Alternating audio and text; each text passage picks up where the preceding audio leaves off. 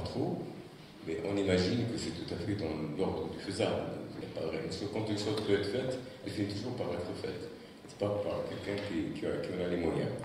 Donc ça, il y a déjà un peu cela. Mais si vous voulez, on imagine que si les choses se répandent, vous savez, maintenant on parle de tout ce dont on parle aujourd'hui, même en France, la PMA, la GPA, tout ça nous semblait encore, il y a peu de temps, complètement hors de propos.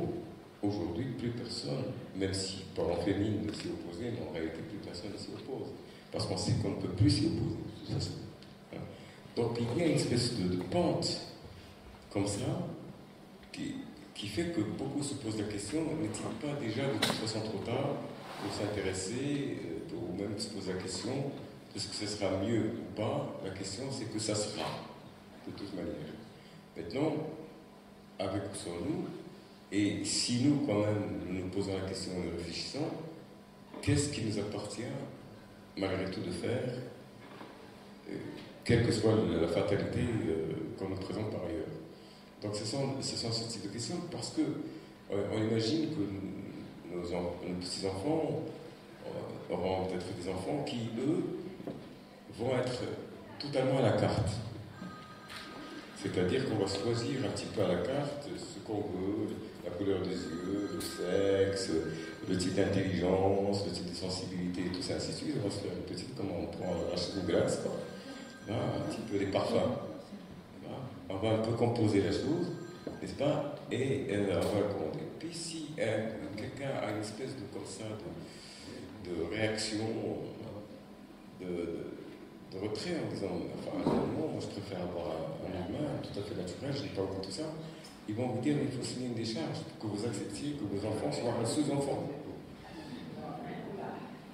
soient handicapés par rapport aux autres.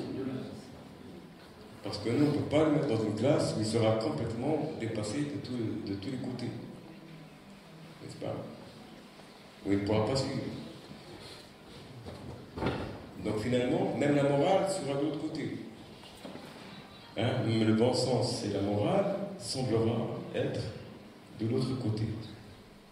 Alors là, on se dit, mais bon, qu'est-ce qu'il faut faire? Il faut dire oui, il faut souscrire, même si quelque chose au fond de soi, évidemment, s'oppose. Mais qu'est-ce que c'est que ce quelque chose qui s'oppose? Peut-on identifier ce qui, comme on a un peu évoqué, qu'est-ce qui reste lorsque tout s'est effondré? Parce que tout s'est perdu. Qu'est-ce qui reste en dépit de tout? Et c'est ce quelque chose peut-être qu'il faudra mieux appréhender, mieux comprendre, mieux définir. Eh bien, nous avons la chance cet après-midi d'avoir deux personnalités. Khalid Lomo, qui est français d'origine syrienne, qui est écrivain, qui est poète, dans les deux langues d'ailleurs, et puis qui est homme de lettres, d'art et de réflexion. Et Théophile Wellensberg, de Wellensburg, qui est un artiste, qui est aussi un homme de réflexion, de recherche, qui est pianiste en l'occurrence, et compositeur, et qui joue un rôle, les deux d'ailleurs, jouent un rôle tout à fait important voilà, dans la création qui va être la nôtre, pas seulement parce que je crois que Théophile va aussi participer à d'autres choses auparavant, mais en tout cas dans la création de clôture, le langage secret des fleurs et des parfums. Donc on les en remercie. Ils viennent, ils sont encore tout frais, si l'on peut dire, hein, puisqu'ils arrivent directement de l'aéroport. Hein. Je ne sais pas si vous avez le temps de passer l'hôtel, pratiquement à peine, et donc tout de suite pour qu'on les mette en face de questions aussi importantes et néanmoins urgentes. Donc je vais donner tout de suite la parole à Khalid Lomo pour nous dire ce qu'il pense de ce qu'on vient d'énoncer à l'instant, Sachant aussi que Khaled aussi a travaillé aussi sur le texte sacré, et il a un livre avec un très beau intitulé, n'est-ce pas, Le Coran décrypté, n'est-ce pas, déchiffré selon l'amour. Voilà. Je crois que, voilà. Donc, mon cher ami, à toi la parole.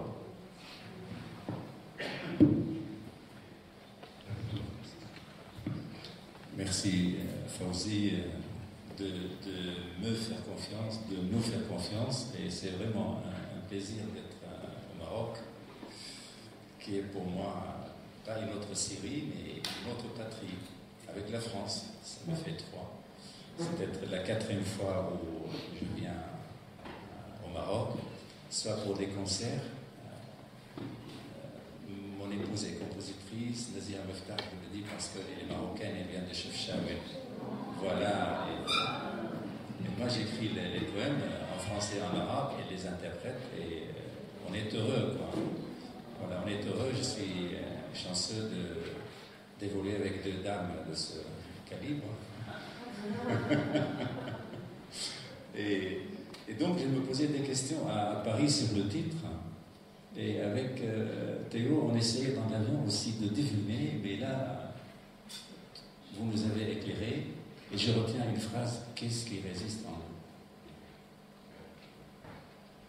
nous? Alors, est-ce que c'est un problème d'aujourd'hui, ce quelque chose qui résiste, ou il a été de tous les temps?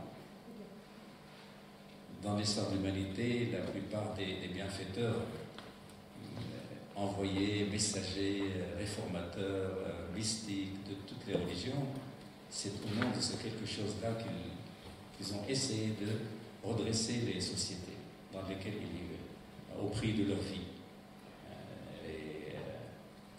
Et donc, qu'est-ce qui résiste en moi actuellement contre l'éparpillement, je dirais, contre ce néant qui nous menace au quotidien et qui est toujours à l'œuvre, avant même que ces évolutions dont vous avez parlé, Fawzi, n'apparaissent. Permettez juste un retour sur la naissance de la chose en moi, tout à fait indifférent aux choses religieuses, parce que le marxisme de ma jeunesse, enfin, il régnait partout, dans toutes les universités du monde, avant même que je ne vienne en France. Et parler de Dieu relevait de la réaction blasphème, réaction au service de l'impérialisme américain, etc. Enfin, on était une jeunesse terrorisée vraiment par les... Et ce néant, en Syrie, c'était le régime du parti unique, les militaires, etc. 2 journaux seulement pour un pays qui avait vécu la démocratie. Et j'en suis témoin. Et ce néant m'émiettait. Je faisais littérature française. Et quand je lisais Sartre, huis clos, je vibrais avec, parce que ça me soulageait. Je me dis, oui, il y a des états de vie comme ça. Aussi, l'autre roman où il touche le caillou sur la plage et il sent un dégoût, c'était quel roman? La nausée. Je dis, oulala, mais donc ces états d'âme-là existent chez de grands auteurs, et le petit étudiant en littérature qui trouve ça face à sa société, à soi-même, donc n'est pas hors humanité. Vous voyez, et un jour, je suis visité, voilà. Je le dis, mais pas sur le mode secret ni confidence. Oui, c'était Dieu. Et ma vie bascule. Seulement, il fallait vérifier que ce n'était pas de la folie, ce n'était pas de la pure subjectivité, ce n'était pas une lubie, etc. Alors je me mets à lire le Coran que je ne connaissais pas, à part les cours de religion qu'on avait au lycée, et qui ne parlait jamais de l'amour de Dieu. Jamais. Que les devoirs, et etc., etc. Et je découvre une autre manière d'être dans la vie en général, et de regarder le monde, de le déchiffrer. Alors, tout passé, Gandhi, les évangiles, l'élite de Mircea Eliade, enfin tout, la Bhagavad Gita, le Coran, la Torah et tout. Et Mon cœur bondissait de joie. Ah oui, mais c'est donc ça, c'est exactement ça. Donc c'est vrai ce qui est dit. C'est vrai ce qui est dit. C'est pas le livre me donne la vérité. Ce que j'avais vécu a prouvé ce qui était dit. Et c'est pas de la prétention. Parce que le Coran lui-même se présente comme une somme de preuves d'amour contenue dans les cœurs de ceux et de celles à qui le savoir a été donné. Ayatul bayinatul fi suduri alladhina utul ilm. Et donc voici ce qui a résisté en moi contre le néant et ce qui m'a construit. Depuis là j'ai 3/4 de siècle. Cette aventure a commencé il y a un demi-siècle et elle continue. Alors, j'ai des amis athées qui, par amour pour moi, souhaitent extraire, parce qu'ils m'apprécient beaucoup par amour pour moi. Je dis comme certains croyants qui, par amour pour les autres, veulent les convertir. C'est exactement la même démarche. Exactement. Mais c'est vraiment par amour. Il ne veut pas que je gère. Et alors, je lui ai dit, chouf. Je leur dis des mots en arabe, comme ça, les amis français, francophones seulement, chouf, regarde. Si un jour à minuit ou à 2h du matin, je me réveille et la chose n'est plus là, alors par Dieu, je te réveille et je te dis, la bonne nouvelle, je n'ai plus la forme. Voilà, c'est à ce point le quelque chose qui résiste. Et c'est à partir de ce quelque chose qu'on essaie après de ramasser les choses. Et ça, c'est notre engagement, c'est le vôtre en nous réunissant ce soir. Parce que j'aurais pu céder à l'indifférence, à l'anonymat parisien et dire je ne fais rien. Eh bien non, je vais pister les choses, les gens, etc. À chaque fois que je rencontre une personne, j'entretiens avec elle une relation bâtie sur ce quelque chose qui résiste pour le développer à travers un travail associatif ou l'écriture ou la poésie et je ne sais quoi d'autre. Donc, ce Dieu qui est au centre de l'être, mais qui contient l'être, tel qu'il se présente à nous, dans une expérience personnelle et dans les écritures sacrées, toutes les écritures. Eh bien, c'est la réalité. C'est la réalité. Et là, tout à l'heure, de l'existentialisme, l'hôtel excentré, c'est pas la Médina, comme vous avez promis. L'angoisse s'installe. Et je lui ai dit, mon Dieu, mais tu vas m'accompagner quand même, tu ne me lâches pas. J'ai perdu pas simplement la socialisation, mais ce rapport spirituel à Dieu qui me construit, et j'avais peur. Après, petit à petit, les choses se mettent en place, j'apprends qu'elle allait venir. Peut-être. En tout cas, c'est dire à quel point ce rapport à Dieu est dynamique. Il est de tous les instants. Il n'est jamais établi d'une manière définitive et fixe. Et c'est ce rapport qui est fait d'espoir, d'angoisse, d'inquiétude, de joie, de jubilation, d'extase, de confidence. C'est ce rapport-là qui nous aide à sauver ce qui est humain en nous et que nous appelons comme ça et qui vient de la main de Dieu. Il nous a façonnés de la sorte et il faut toujours s'approcher de lui pour retrouver ce don. Mais l'entretenir aussi, je vais m'arrêter là pour laisser place à Théo et aux questions. Je dis une dernière chose. Un ami à moi, mordu, il est vraiment mordu, il cite Rumi, il cite Hallaj et il m'abreuve de citations. La dernière, Rumi qui dit laisse les noms de Dieu. C'est une forte. Laisse les noms, laisse le prophète, laisse l'envoyé, laisse le maître spirituel et viens à moi. Extraordinaire, j'ai la chair de tout en vous le citant. Et moi je lui dis oui, mais il faut aller vers les autres pour mettre tout en partage. Mettre tout en partage. Il n'y a pas simplement la personne qui est visitée qui va faire. Vous voyez ce que je veux dire? Chez chaque être, il y a une étincelle divine. Les enfants, les fleurs, le ciel, même l'angoisse est une voie vers Dieu. Même la solitude. Vous voyez, toutes ces choses-là, on les renvoie à leur auteur parce que c'est lui qui occasionne les états d'âme, vous le savez. Et ben, c'est lui l'expéditeur, alors on le responsabilise Alors du coup, on réussit à tenir debout, hein. Je veux dire, à venir jusqu'ici, après avoir promis de venir sans changer d'avis, mais aussi à créer des choses ensemble pour que quelque chose qui résiste en nous puisse nous maintenir dans notre humanité.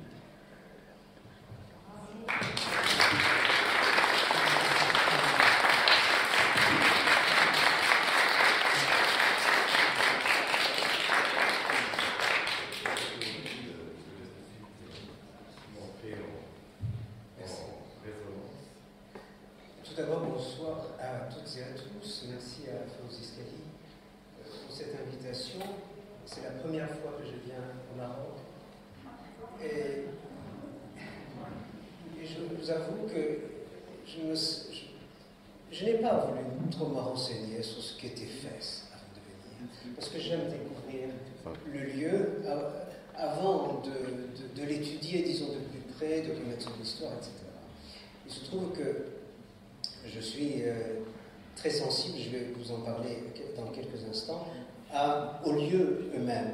Il se trouve effectivement que nous arrivons de Paris, nous sommes arrivés dans la Médina en voiture, et ce que j'ai commencé juste à ressentir pour n'être venu qu'ici depuis l'hôtel, c'est physiquement ressentir que j'arrivais dans un lieu de sainteté. Dieu sait que c'est une chose à laquelle je suis extrêmement sensible. Alors, je vais revenir à ça, et avant d'entrer dans le vif du sujet, par courtoisie, disons, je vais me présenter en quelques petits mots. Parce que notre ami Khaled Houroumou, presque tout le monde le connaît par les émissions sur France 2, certains connaissent ses livres, moi je l'ai connu à travers un de ses livres. Depuis, nous sommes de grands amis, nous ne sommes plus quittés. Et nous avons même voyagé ensemble en Algérie. Et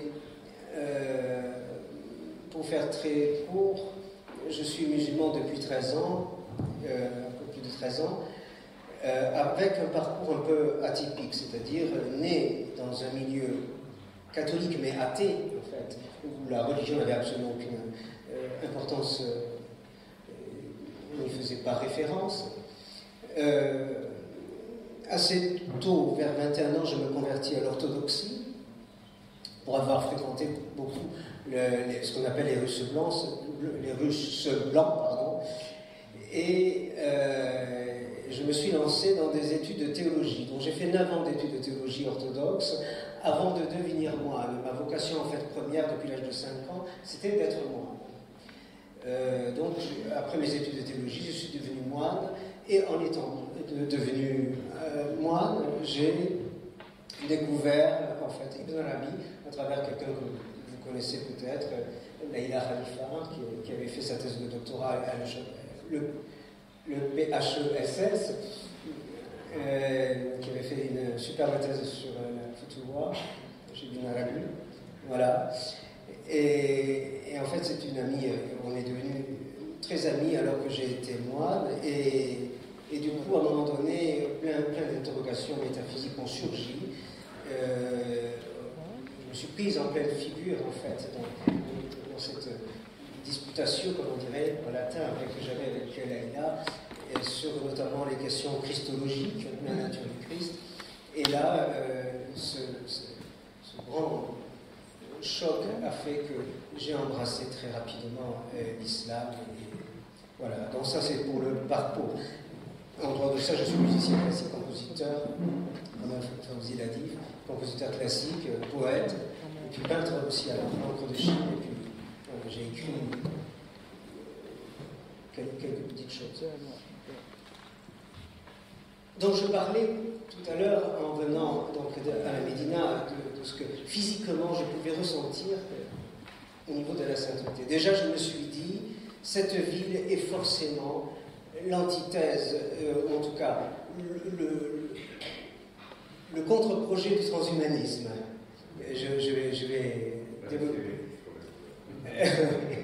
Je vais après développer cet aspect-là. Mais je vais vous raconter une petite anecdote qui m'est arrivée lorsque j'étais étudiant en théologie orthodoxe face à mon évêque dans son bureau. Donc c'était mon directeur d'études en fait. Et un jour, il me demande qu'est-ce que pour toi la sainteté? Alors, c'est un homme qui posait des questions très pièges. Alors, je me suis gardé de lui répondre, même si, évidemment, naturellement, pour tout le monde, j'avais mes petites idées sur la question. Alors, je lui demande, Monseigneur, alors, qu'est-ce que vous entendez par la sainteté? Et là, évidemment, je ne risquais absolument pas de trouver la réponse. Il me dit, c'est l'homme normal.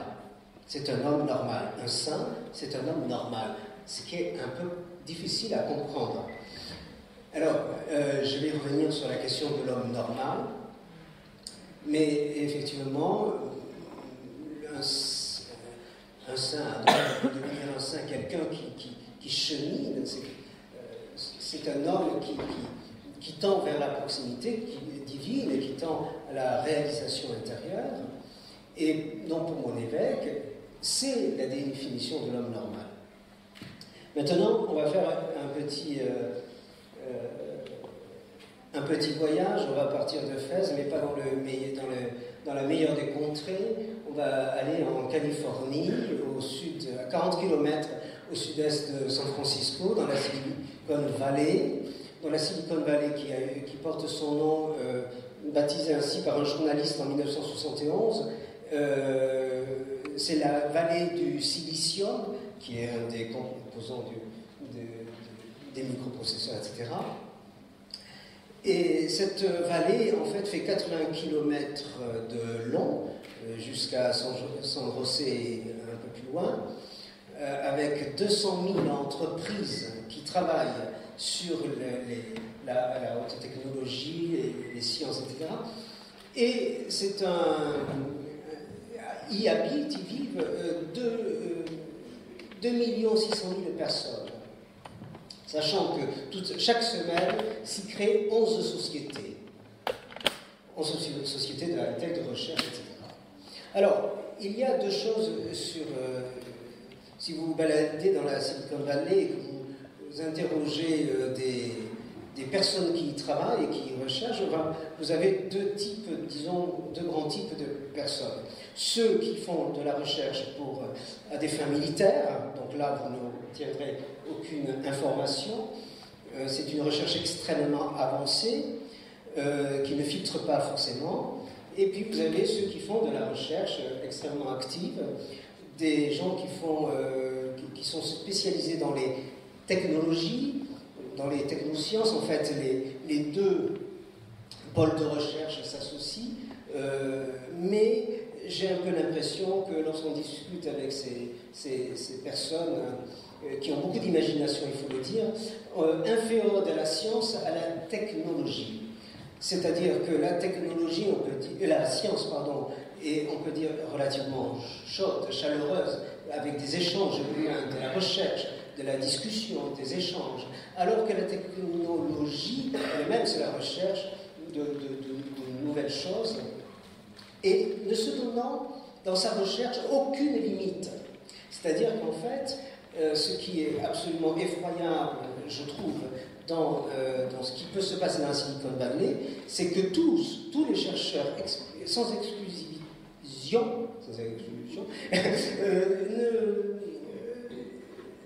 disent il n'y a aucune limite à notre recherche. Alors, pourquoi? Parce qu'en fait, ce sont des nouveaux utopistes. Alors, utopie avec de grands guillemets, utopie signifiant sans lieu. Donc là, on est en train de construire une humanité qui n'a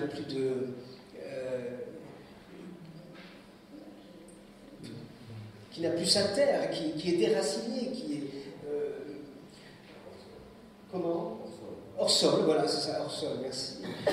Et ce qui est extrême, plusieurs choses sont très inquiétantes. Vous avez commencé à le souligner dans votre présentation. Une des choses les plus impressionnantes et les plus effrayantes, c'est que on est déjà en transhumanisme, on y est en plein dedans. D'ailleurs, nos téléphones, nos smartphones sont des sortes de prothèses, des prothèses généralisées, on pourrait dire. C'est-à-dire que l'on commence à dépendre de nos smartphones. Je crois que nous l'avons tous expérimenté. Moi, très longtemps, j'ai résisté, je me suis dit, mon téléphone a clapé, je vais le garder le plus longtemps possible, mais obsolescence oblige, il va falloir que j'achète un autre téléphone, lequel, finalement, je vais céder pour un iPhone.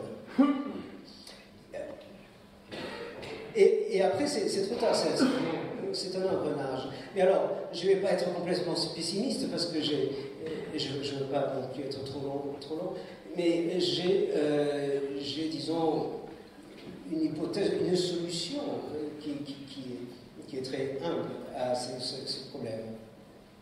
La solution, à mon avis, il n'y en a pas 36, c'est le compagnonnage. Voilà, c'est les liens que nous avons tous en tant que cherchants et que nous devons vraiment entretenir, faire fructifier et être solidaires les uns des autres, au fond des résistants vis-à-vis de ce qui est en train de se mettre en place, qui n'est pas anodin, mais qui est très peu visible. C'est difficile de se rendre compte à quel point ce qui est en train de se passer est d'une immense violence. Et pour moi, le compagnonnage est la seule façon de résister. Parce qu'au fond, nous pouvons, tout seuls, nous ne pouvons rien face à ce grand mouvement, ce grand changement de civilisation qu'est le transhumanisme vers un post-humanisme, vers une post-humanité. Et voilà pour une première approche. Excusez-moi si j'étais un peu lent. Alors, au contraire, vous avez bien posé les choses.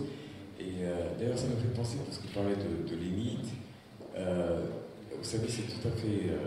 je crois que tout le monde a observé d'ailleurs, et on a fait probablement l'interprétation qui parfois que suggère ce symbole, c'est Apple et c'est une pomme croquée.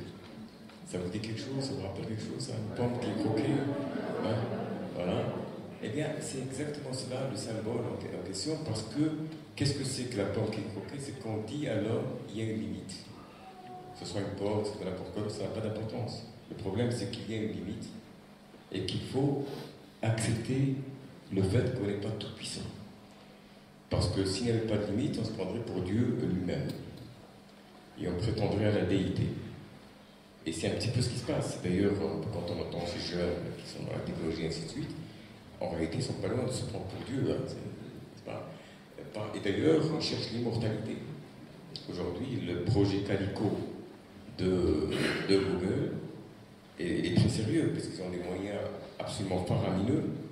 Hein, c'est des milliards et des milliards d'euros que même les États ne peuvent pas mobiliser pour travailler dans cette idée de l'homme augmenté, c'est-à-dire de l'homme dans lequel on peut tout remplacer, qui puisse être édifiant de manière à le maintenir en vie,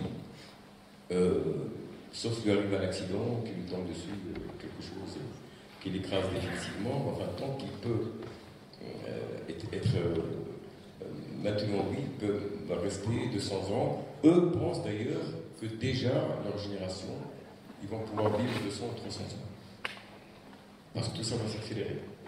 Et c'est extraordinaire de voir comment ce symbole, n'est-ce pas, biblique et coranique du fruit ou de l'arbre défendu, hein, le Coran ne parle pas de pomme, on parle de l'arbre, n'est-ce pas, ne vous rapprochez pas de... Le fait de ne pas se rapprocher, parfois on peut se demander pourquoi, puis finalement, parce que parfois, il y a presque des blagues qui se font un peu là-dessus, une pomme, 2 poires, beaucoup de pépins, n'est-ce pas? Pour parler un peu des... Pourquoi finalement? C'est-à-dire 2 personnes qui prennent une pomme et puis finalement ça les met dans des catastrophes à ne plus en finir. Ça semble un peu surprenant comme situation. Mais quand on replace ce symbole dans le fait que l'homme doit comprendre qu'il n'est pas Dieu, et que pour cela il n'est pas immortel non plus. D'ailleurs, dans le Coran, qu'est-ce que dit le Satan à l'homme? Il dit, si tu as demandé de ne pas te rapprocher là, c'est parce qu'il veut que tu n'aies pas un royaume sans limite et que tu ne meurs jamais. L'immortalité.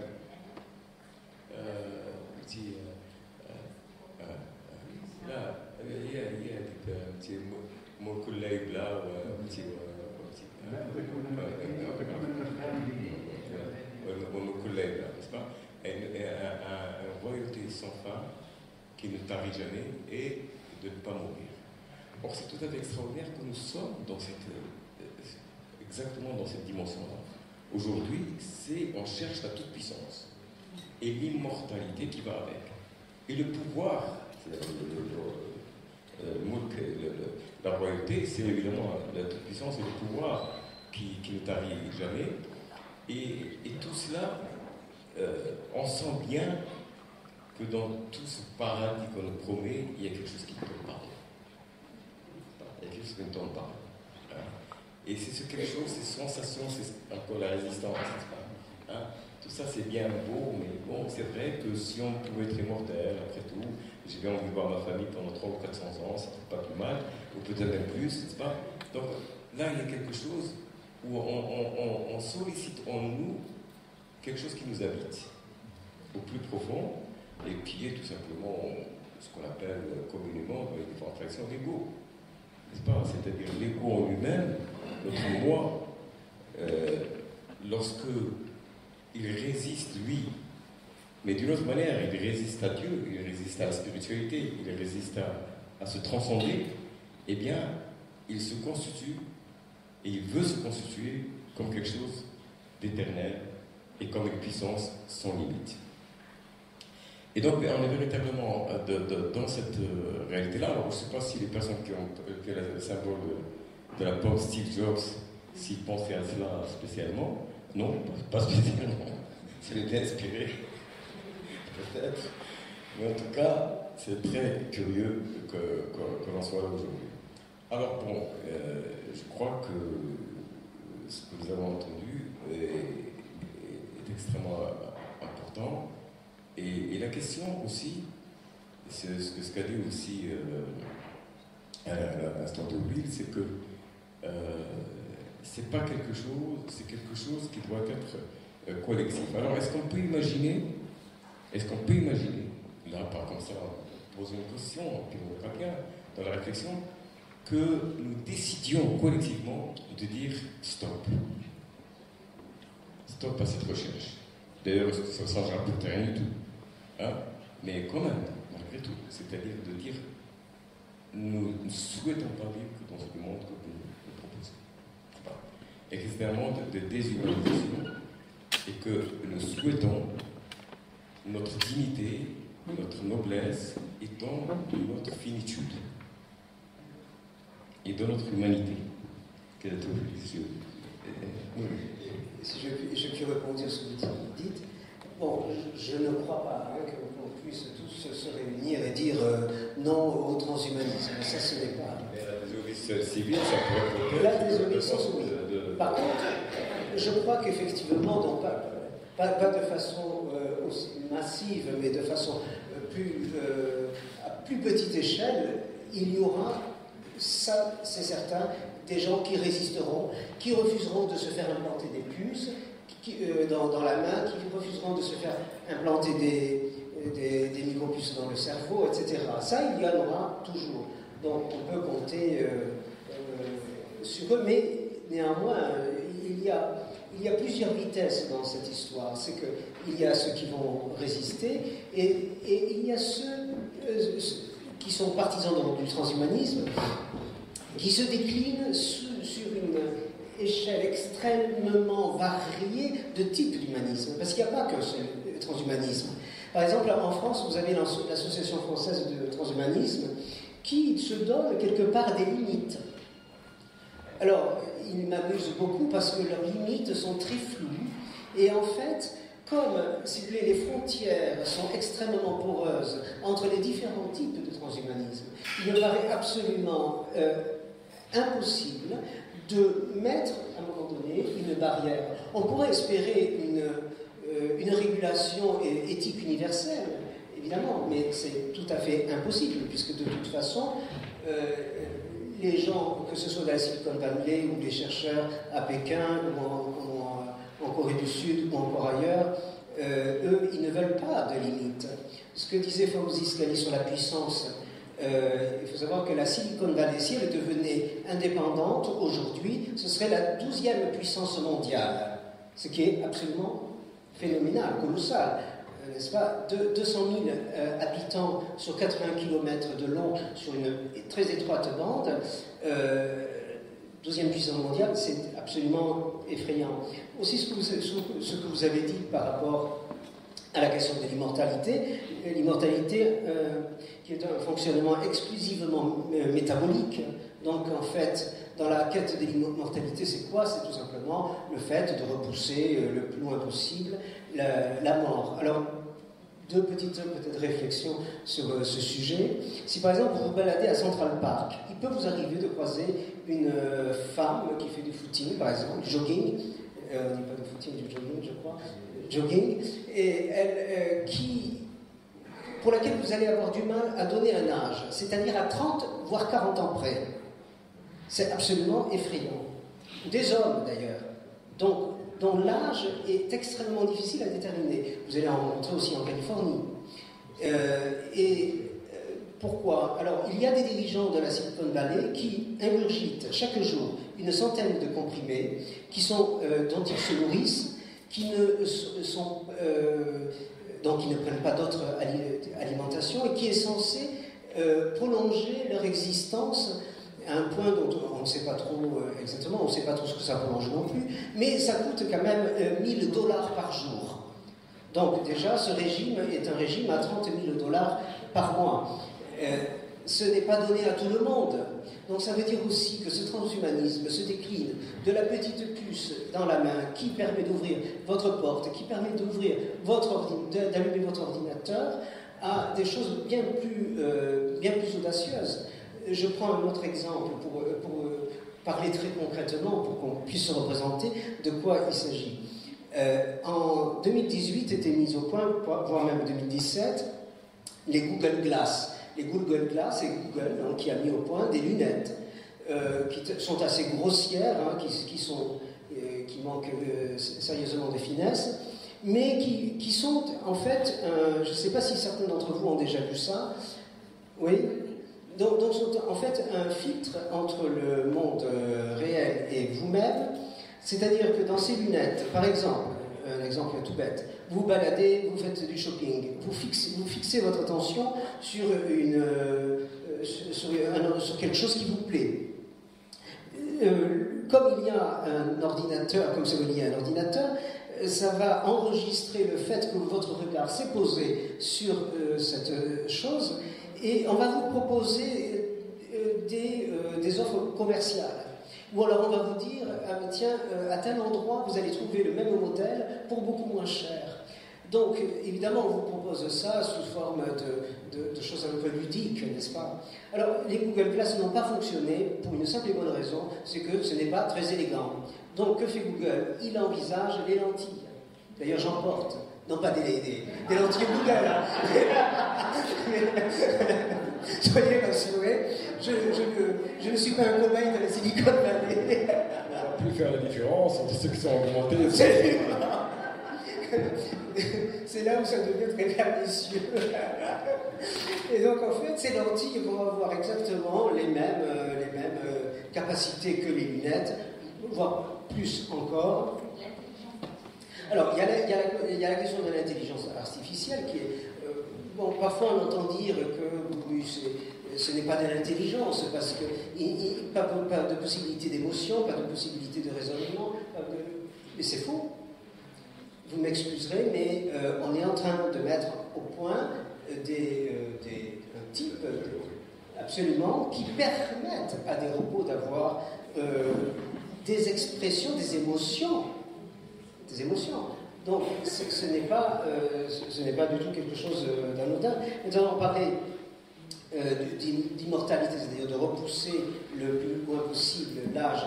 Alors, il y a le fait de le repousser, mais il y a le fait aussi, je vous parlais d'une personne qui fait du jogging dans Central Park, donc vous ne pouvez pas dire si elle a 70 ans ou si elle en a 40, ce qui est absolument effrayant en soi.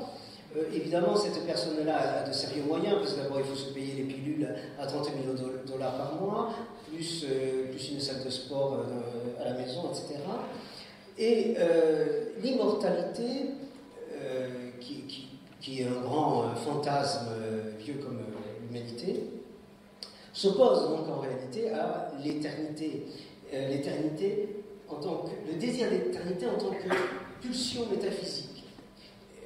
Donc l'éternité n'est pas l'immortalité, ça peut paraître pas évident à distinguer, mais ce sont bien deux choses différentes.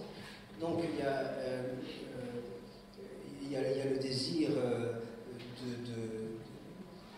de vivre le plus longtemps possible, sachant que très vraisemblablement dans 30 ans, on pourra largement dépasser les 150, voire les 200 ans d'existence, mais toujours pareil, en fonction de ses propres moyens financiers, évidemment, puisque plus vous allez loin dans votre augmentation, comme on dit, votre amélioration, ce qui est un terme terrible, parce que quand on pense au transhumanisme, et à ce que nous sommes en tant qu'humains, et donc forcément, il va y avoir des gens qui vont être envieux, parce que forcément, quand un tel a telle capacité, eh bien, forcément, il va y avoir des gens qui vont vouloir la même chose. Il va y avoir une compétition au sein de la société qui va être absolument violente. À partir du moment où il y a des surhommes, il y aura des sous-hommes. Hein? C'est-à-dire qu'il y a une sorte de... On arrive à une sorte d'eugénisme, c'est-à-dire un nouveau, puisque ceux qui la cassent, qui pourra se payer moyen, devenir tout puissant, eh bien, forcément, ils considéreront les autres comme des dégénérés, de certaine façon, n'est-ce pas? Et moi, je suis tout à fait surpris, même bon, si tout ça n'est pas très optimiste, mais enfin, quand on a la foi, on est toujours optimiste, hein, parce que Dieu est plus grand que tout ça. Dieu est plus grand que tout ça. Même ce qu'on nous présente comme une fatalité, comme une espèce de mécanique qui risque d'être sans faille, eh bien cette mécanique pourrait aussi avoir des grains de sable dans le carburateur au moment où Dieu le souhaitera. Et puis il y a aussi une chose qui est importante, c'est les confusions, c'est vrai. Alors vous savez, il est tout à fait étonnant, je voudrais juste signaler ça, et puis parler maintenant de l'aspect spirituel, ce qui résiste. Parce qu'on a montré un peu ce qui est là, déjà, un peu ce qui a envahi, et puis maintenant, qu'est-ce qui résiste? Et comment cette résistance d'ailleurs, est-ce que c'est le mot résistance qu'il faut choisir? On ne sait pas. On va en parler. Mais il y a eu quand même, à l'époque moderne, deux écrivains qui ont eu une vision prémonitoire absolument incroyable, quand on y pense. Quand on lisait ça, quand on était au lycée, on se disait, bon, c'est bien beau, c'est une espèce d'utopie. Hein? Je crois que pour un certain nombre d'entre vous, on a déjà un peu deviné lesquels. C'est Aldous Huxley, le meilleur des mondes. C'est exactement ce que je disais, c'est-à-dire qu'on prend des pilules pour tout. Hein? Même si on est d'un seul coup une petite angoisse, hop, une pilule. Une mélancolie, hop, une pilule. Puis ça repart. On est en plein temps. Et ça repart. On trouve qu'on a une vie un peu trop heureuse, on passe d'adrénaline, hop, une pilule, n'est-ce pas? C'est-à-dire tout est... et ça nous paraissait presque un conte d'enfant, quoi. C'était formidable. Mais on était loin d'imaginer que tout cela était vraiment aussi proche. Et de voir qu'on pouvait le vivre et de le percevoir. Et puis il y a évidemment Orwell, n'est-ce pas? Ce sont les deux, n'est-ce pas? 1984, bon, il a peut-être vu que les choses allaient se passer bien plus vite qu'elles l'ont été finalement, mais tout était déjà dit, tout était déjà vu. Cette interconnexion, merci beaucoup, chocolat, cette interconnexion, tous ces instituts qu'on vit aujourd'hui, effectivement, c'est ce qu'on appelle aussi la dictature digitale. La dictature digitale. Petit à petit, il y a une espèce de contrôle dont on ne se rend même plus compte. Et puis la meilleure dictature c'est soi, parce que c'est une soft dictature, elle ne s'impose pas. On y adhère même sans s'en rendre compte, avec une espèce de liberté supposée totale. Et donc c'est celle qui fonctionne le mieux, en l'occurrence. Donc effectivement, nous sommes dans tout cela, mais encore une fois, comme on l'a dit, la transcendance est là. Et puis alors, on parlait d'immortalité, c'est-à-dire que la différence entre l'immortalité et l'éternité, c'est que l'immortalité, c'est matériel. C'est la préservation de notre vie matérielle. Or, quelle est l'erreur, en l'occurrence, de Satan, en tout cas qu'il a induit par rapport à Adam et Ève, c'est de le faire voir le côté matériel des choses. Le côté matériel, et de le fasciner par ce côté-là, ce qui est notre fascination encore aujourd'hui. Mais en réalité, il y a plus que l'immortalité. Il y a effectivement l'éternité. C'est-à-dire que dans les religions, dans les spiritualités, on meurt pour renaître. La vie ne s'arrête pas avec la mort. C'est parce que, pour certaines personnes, on pense que la vie s'arrête avec la mort, que ça devient angoissant de penser cela, et qu'on a envie de perpétuer aussi longtemps que possible cette vie. Parce qu'après, il y a le néant. Et comme, malgré tout, on est bien content d'être en vie, donc on se dit, mais il faut tout faire. Mais cette idéologie-là, elle va de pair avec le fait de ne pas pouvoir penser quelque chose qui transcende la vie qui est la nôtre aujourd'hui. Et donc la foi, cette foi qu'il y a un rêve, qu'il y a un invisible, que derrière l'apparent, il y a l'invisible, n'est-ce pas? Et que nous sommes appelés à cet invisible. Et que toute la vie, et c'est cela qui change complètement la perception que l'on a des choses, toute la vie devient simplement le fait de se préparer à ce voyage vers l'invisible. Elle n'est pas une fin en soi. Donc, on se prépare en se nourrissant de ce viatique spirituel. On se prépare parce qu'on sait qu'on ne fait que traverser un chemin, que la vie n'est qu'une traversée et qu'elle n'est pas une fin en soi. Et on se prépare, évidemment, en étant toujours conscient de la finitude de cette vie. De la finitude de cette vie, et que, comme disent parfois les soufis, bon, tout le monde n'y arrive pas toujours, mais il dit, lorsque tu inspires, sache que peut-être tu ne vas pas pouvoir expirer.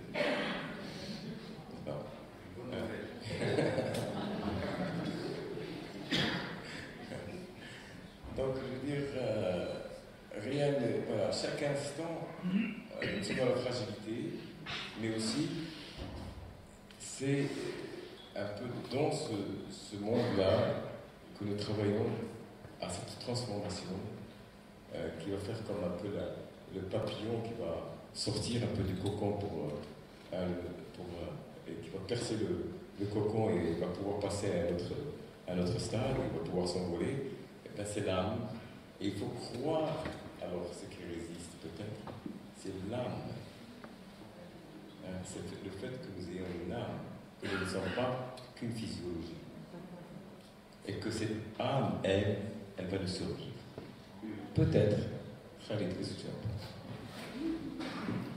Moi, je crois que Dieu ne nous facilite pas les choses. Ça, je le crois fermement, parce qu'il y a une tradition spirituelle que vous connaissez. Dieu envoie l'ange du haut de ses noms et de son être, envoie l'ange de la mort vers Abraham. Et il dit à Abraham, voilà, c'est l'heure. Je vais me saisir de ton âme et la ramener vers le Seigneur.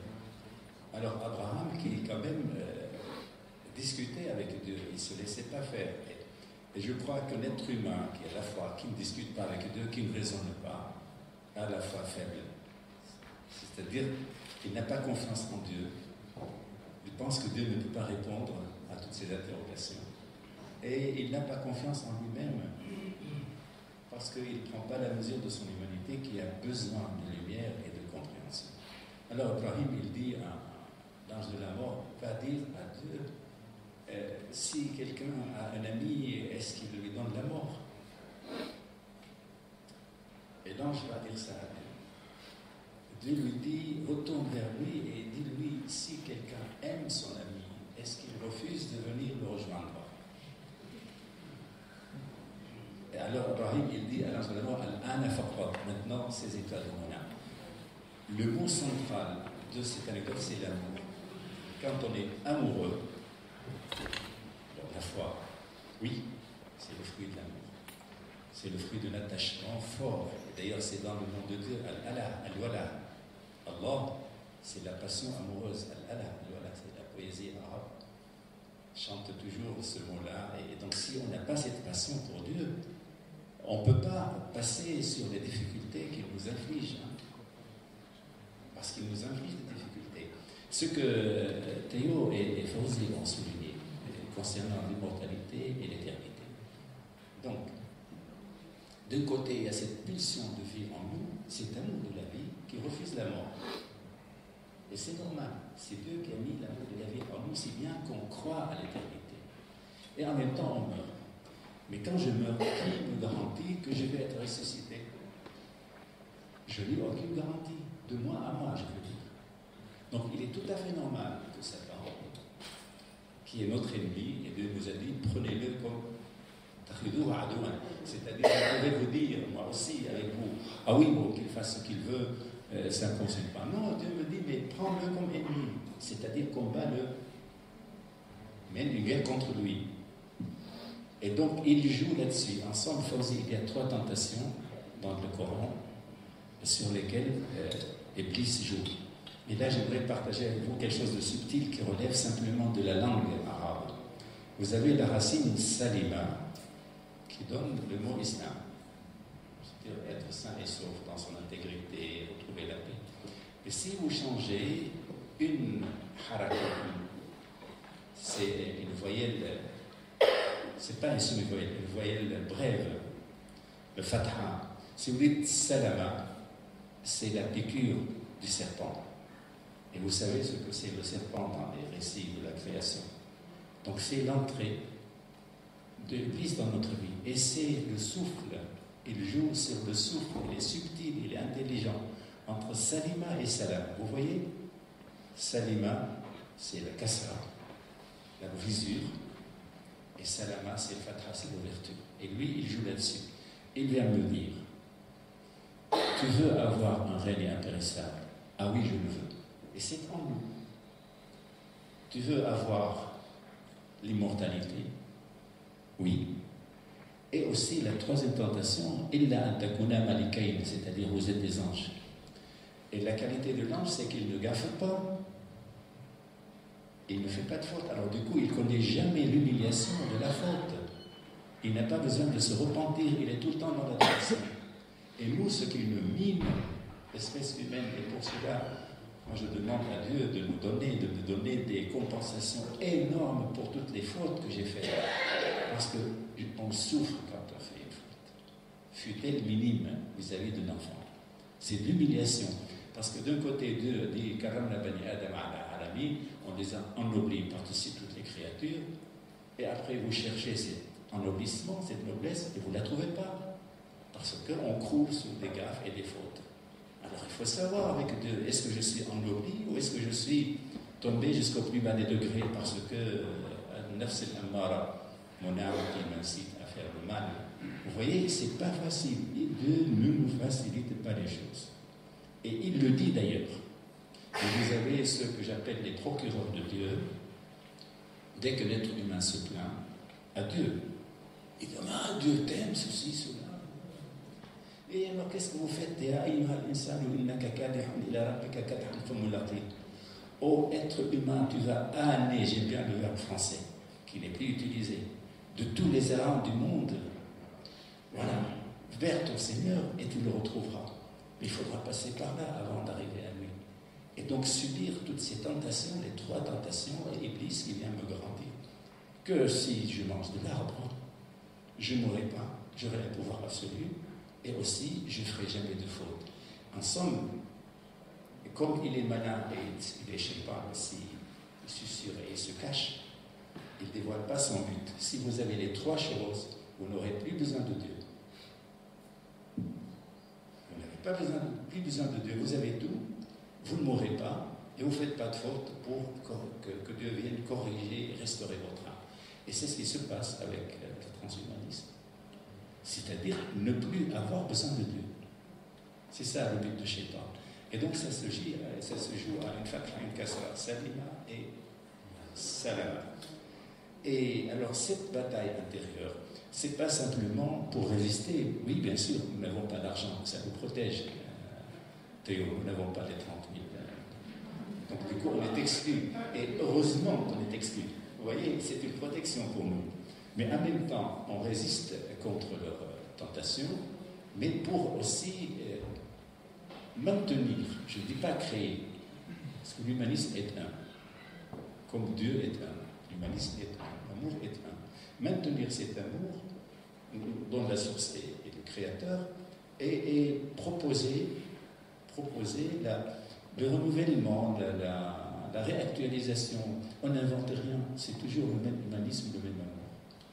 Alors, un mot pour... quand il y a eu le 11 novembre, et alors vous savez tout ce qui a été dit contre l'islam, etc., c'est un retard. J'ai un ami qui est islamologue à Strasbourg, qui me dit, Khaled, tu viens faire une conférence sous le titre l'islam est une religion d'amour? Je lui ai dit oui et non. Oui, pour en parler, non, parce que tu me mets sur la défensive. Je dois me justifier et je n'ai pas à me justifier. Face à quiconque. J'ai ma foi en Dieu, j'ai mon islam, ça m'appartient, je ne veux pas me justifier. Si on me demande qu'est-ce que c'est ton islam, je le dis. Si on me demande, je ne vais pas convertir les autres. Si on me dit c'est quoi ta foi en Dieu, je le dis. Mais je n'ai pas à me justifier. Il me dit, mais tu comprends, c'est une stratégie pour exorciser tout ce que les gens pensent. J'ai dit, j'ai compris. Ne crois pas que je n'ai pas compris, mais je te le dis. Et à condition que tu fasses aussi une conférence sur le thème « Le christianisme est un monothéisme ». Parce que ça, c'est nos préjugés, à nous, les musulmans. C'est pas les chrétiens sont des idolâtres. Et nous avons le monopole du monothéisme. Il m'a dit d'accord. Alors, on s'est mis là-dessus, d'accord, et je suis allé à Strasbourg.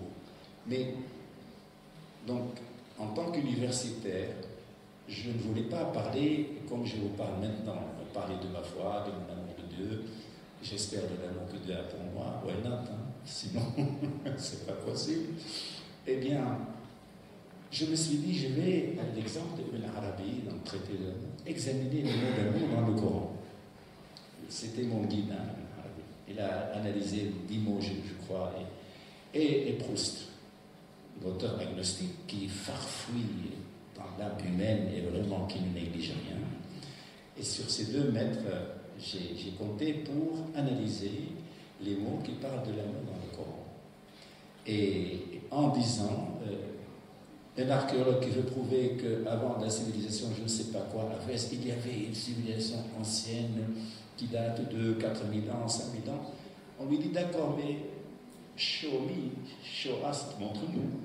S'il y a des tessons, s'il y a des flèches, s'il y a des, je ne sais pas quoi, des écritures, on te croira. Moi, je suis parti du principe que s'il y a des mots qui parlent de l'amour dans le Coran, qui est le livre fondateur de l'islam, ça veut dire que l'islam est une religion d'amour. Même si tous les musulmans, actuellement, ont trahi ce message. Mais à l'origine, c'est une religion d'amour et on a des traces dans le livre fondateur. Si bien que mon éditeur, il m'a dit, on va appeler ton livre le Coran déchiffré. Je dis, oh là là, vous me faites peur. D'abord, je ne suis pas exégète, je ne suis pas commentateur, je ne suis pas cher, je ne suis pas imam, je ne suis pas soufi, mais je nourris des écrits de soufi. Et donc là, c'est colossal, le Coran déchiffré. Qui peut déchiffrer le Coran? Si, mais je dis non. Mais tu ne sais pas ce que tu as fait, me dit-il. Tu ne te rends pas compte, pour nous, les Français, pour nous, l'islam est une religion de loi. Je lui ai dit, de violence. Il m'a dit oui, il a souri. Mais toi, tu as montré à ton lecteur que c'est une religion d'amour sans verser dans le désir de convertir. Je dis d'accord, déchiffré, mais selon l'amour. Si vous me donnez selon l'amour, je vous donne le Coran déchiffré. Et c'est comme ça que ce livre a vu le jour. Mais c'est une manière de vous dire que lorsqu'on approfondit les choses, à partir de ce qu'on a dans notre cœur, comme don divin, je recite le verset. Ayatun bayinatun fi suduril ladina utul ilm. L'aya dans le Coran à différentes exceptions, et on traduit ça par signe. Signe, allez, stop, voix à deux sens, mais ce n'est pas un signe abstrait. C'est une preuve d'amour. Ce n'est pas un discours sur l'amour. Dieu ne fait pas de discours sur l'amour.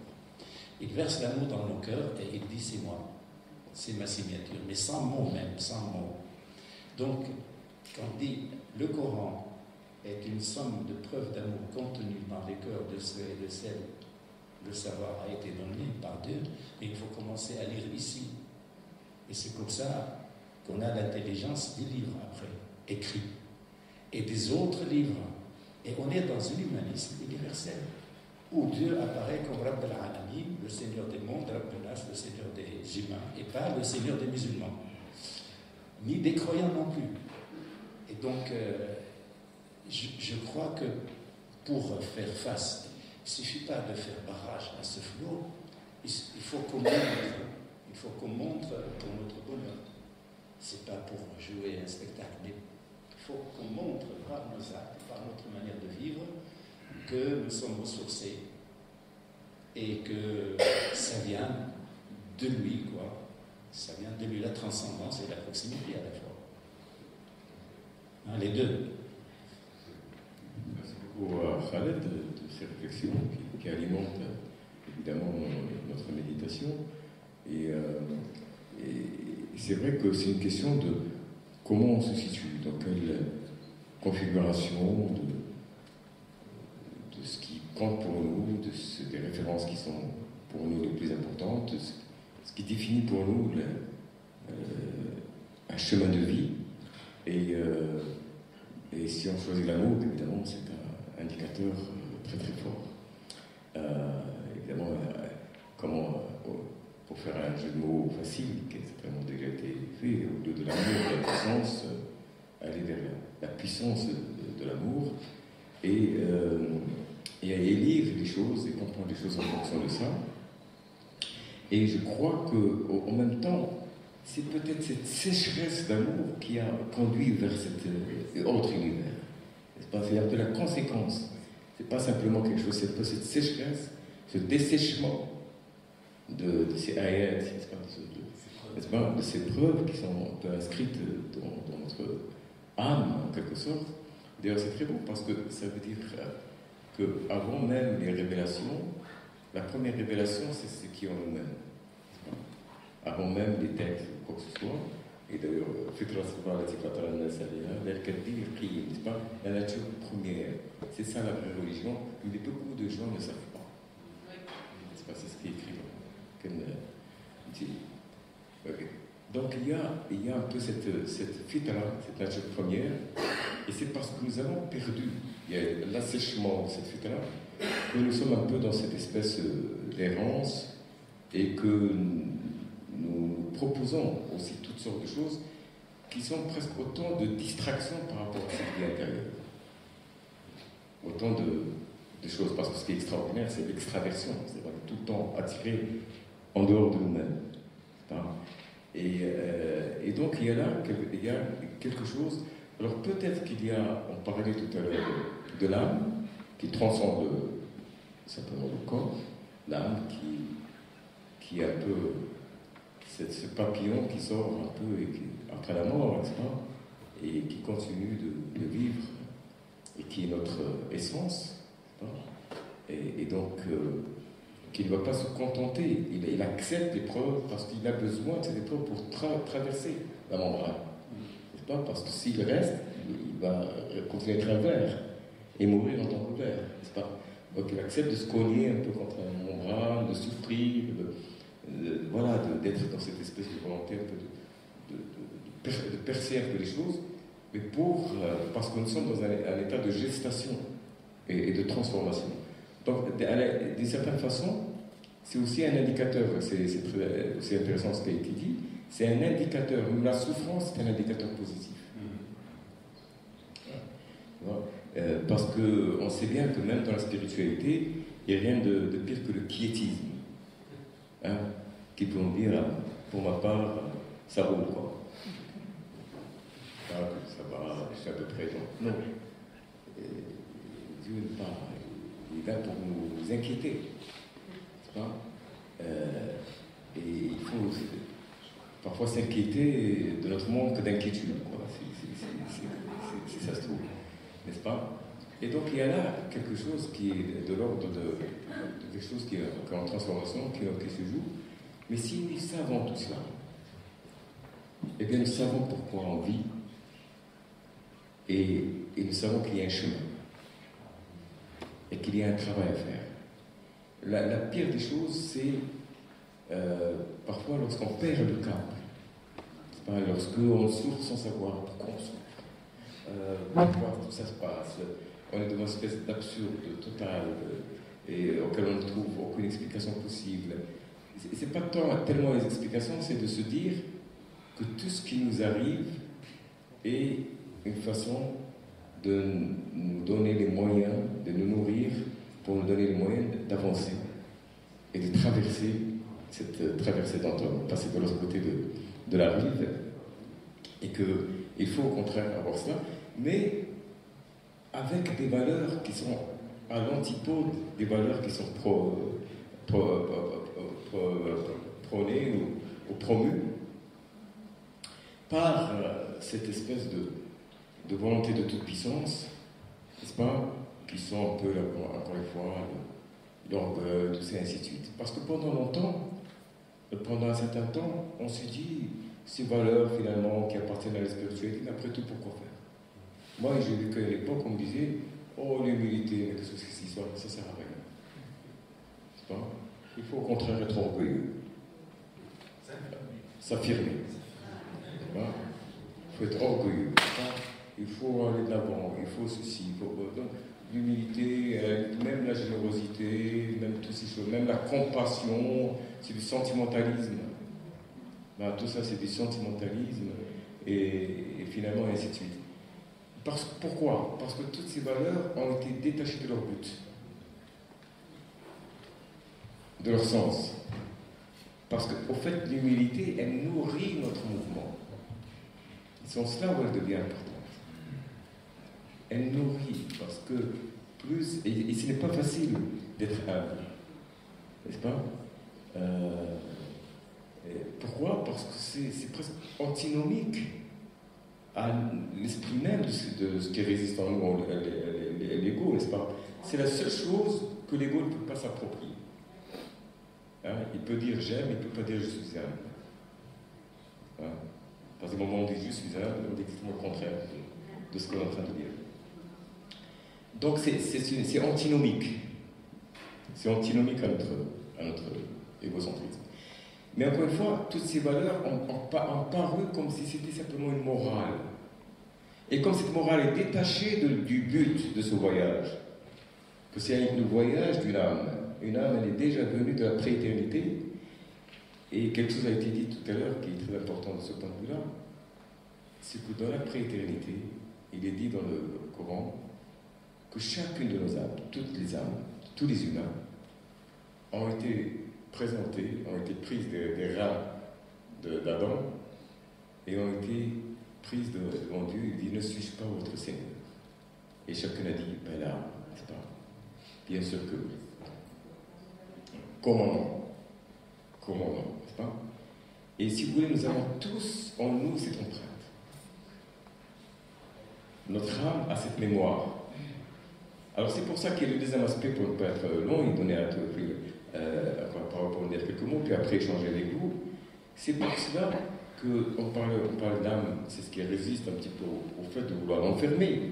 Un peu enfermer l'âme dans le corps, c'est comme on enferme un oiseau dans une cage. N'est-ce pas? D'ailleurs, cette image est souvent reprise dans le soufisme, n'est-ce pas?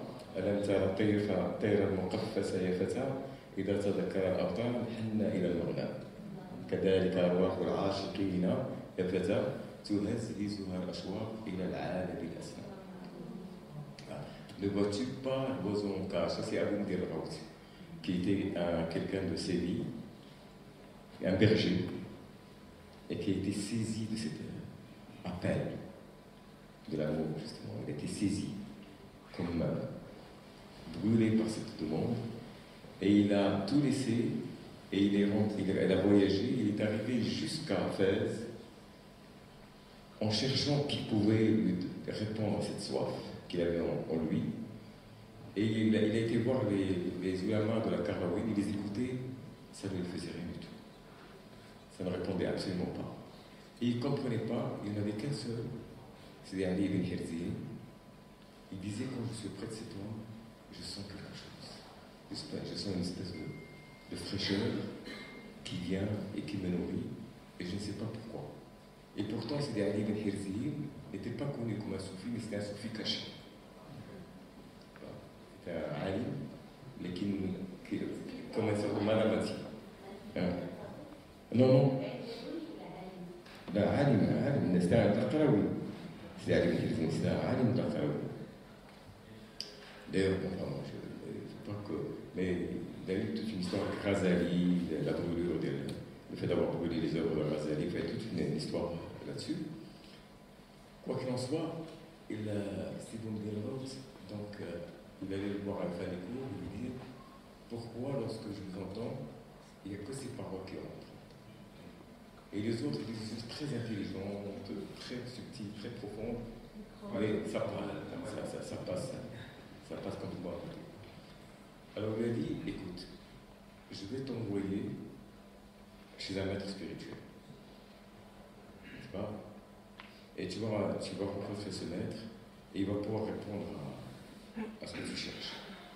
Donc lui, qui avait quand même suivi beaucoup de cours, qui avait acquis une science et tout ça, il l'a envoyé à Sidi et Abou Yazan et An-Nour, qui est un berbère à Khnifra.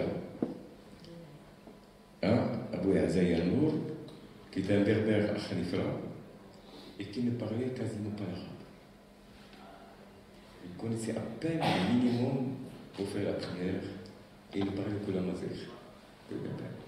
Et à l'époque, un grand nombre de savants et de rébis allaient jusqu'à chez lui pour le rencontrer. Parce qu'il reconnaissait en lui un très grand maître spirituel. Dans le livre que la classe est ouverte, Tassouf des Rijal Tassouf de Tadili, il parle de toute une partie qui est réservée à ce grand maître Abou Yazan et An-Nour. Et quand il est arrivé chez Abou Yazan, il a fait rentrer tout le monde, tous ceux qui venaient l'aider. Et lui, il lui dit, toi, tu t'en vas. Va, n'est-ce pas? Et il l'a rejeté je ne sais pas combien de fois. Parce que tu dis que le Dieu ne facilite pas les choses, n'est-ce pas? Parce que, pourquoi il ne facilite pas les choses?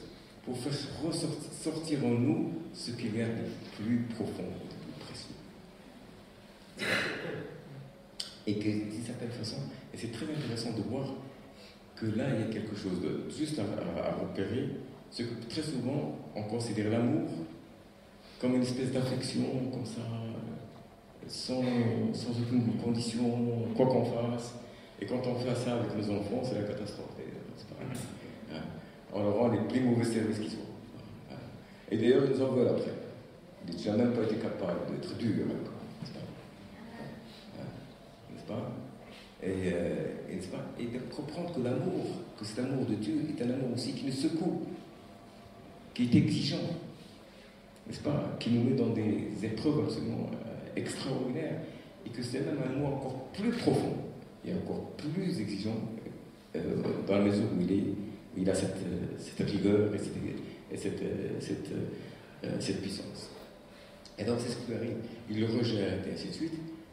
Enfin bref, c'est toute une histoire. Finalement, il l'accepte comme un disciple.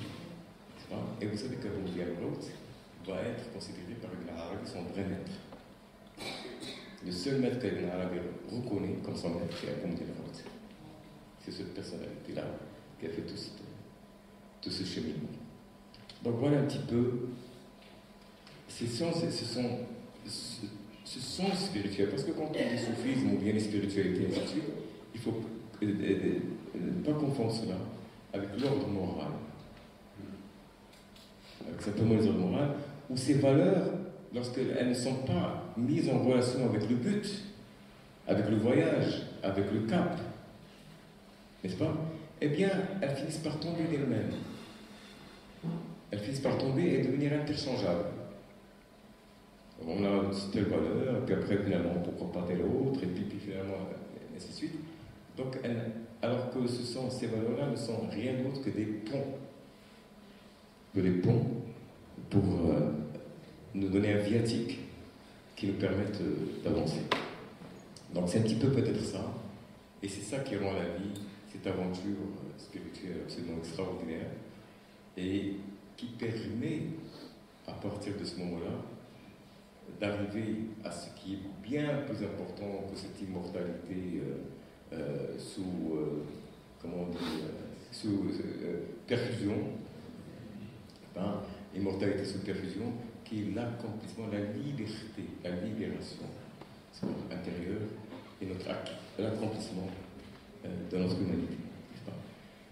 Donc le coup vaut vraiment la chandelle. Donc là, ça ne fait pas que résister, on fait carrément transcender. Et c'est à partir de ce moment-là, et quand on sait pourquoi on fait les choses, qu'on peut véritablement se libérer de ce qui peut faire obstacle.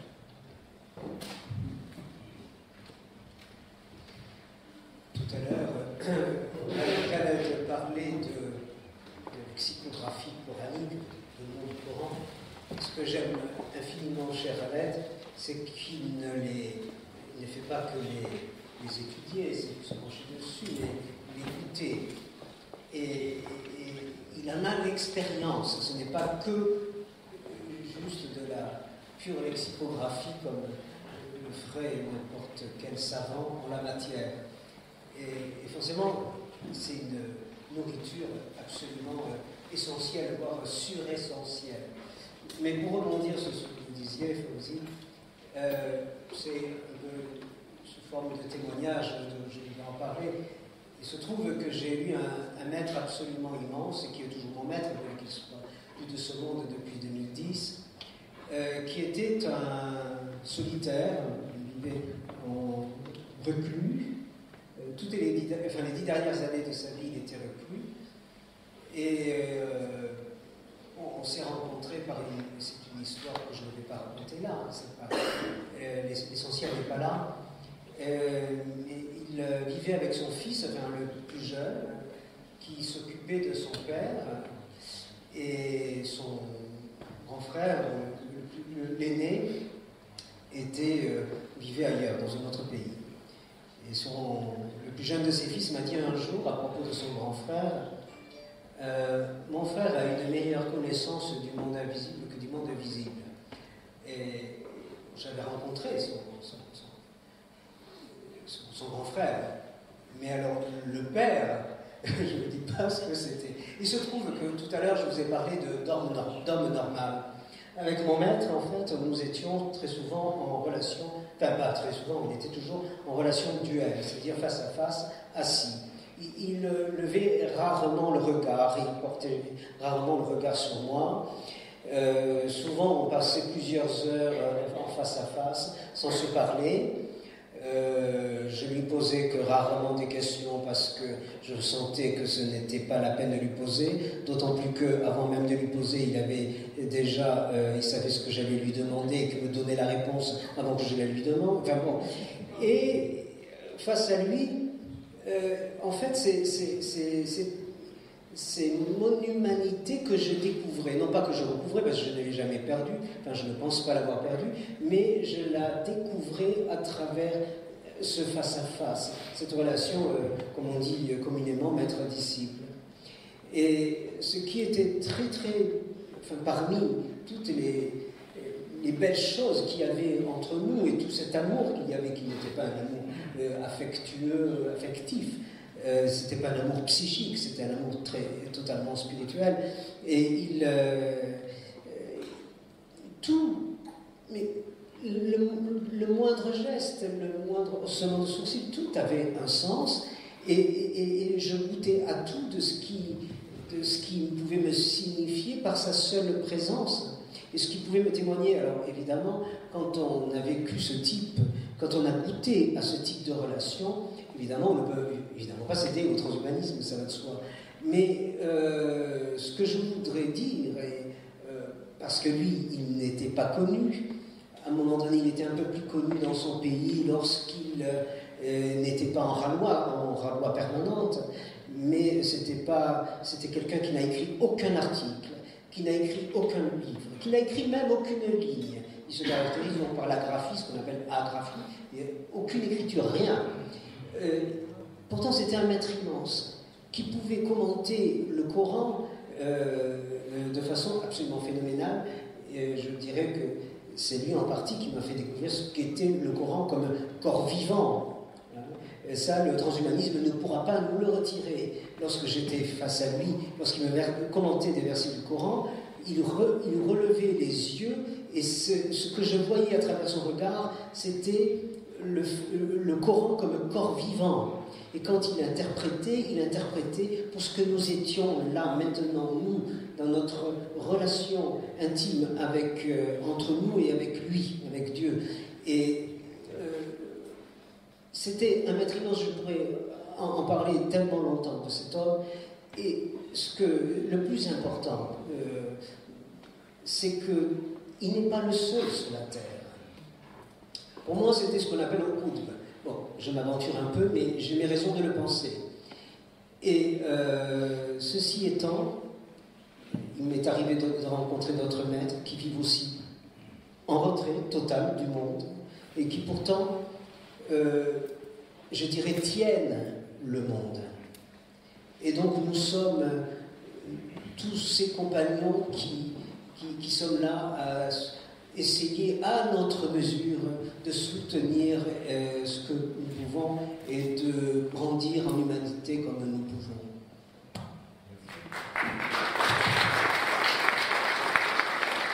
Alors, la parole est à vous pour continuer cet échange. Quand on voit aujourd'hui, et c'est très heureux, qui aborde des questions spirituelles de plein pied, et bien sûr dans un environnement dans lequel on se trouve, bien entendu. Et donc, si vous voulez apporter... oui, Zineb, est-ce qu'on peut avoir le micro? Le micro.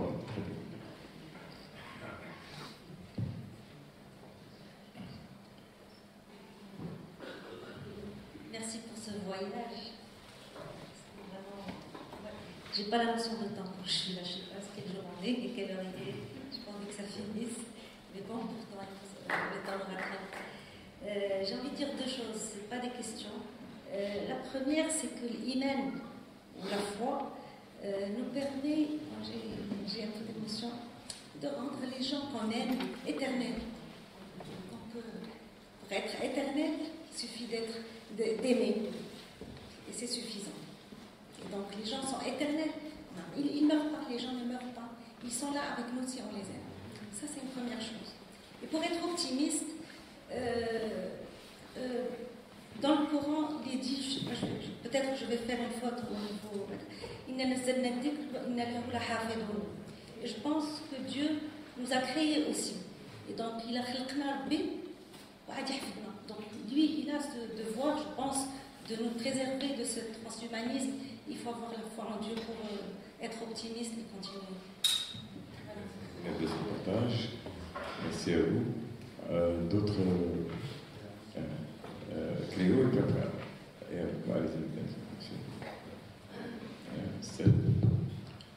Bonsoir à tout le monde.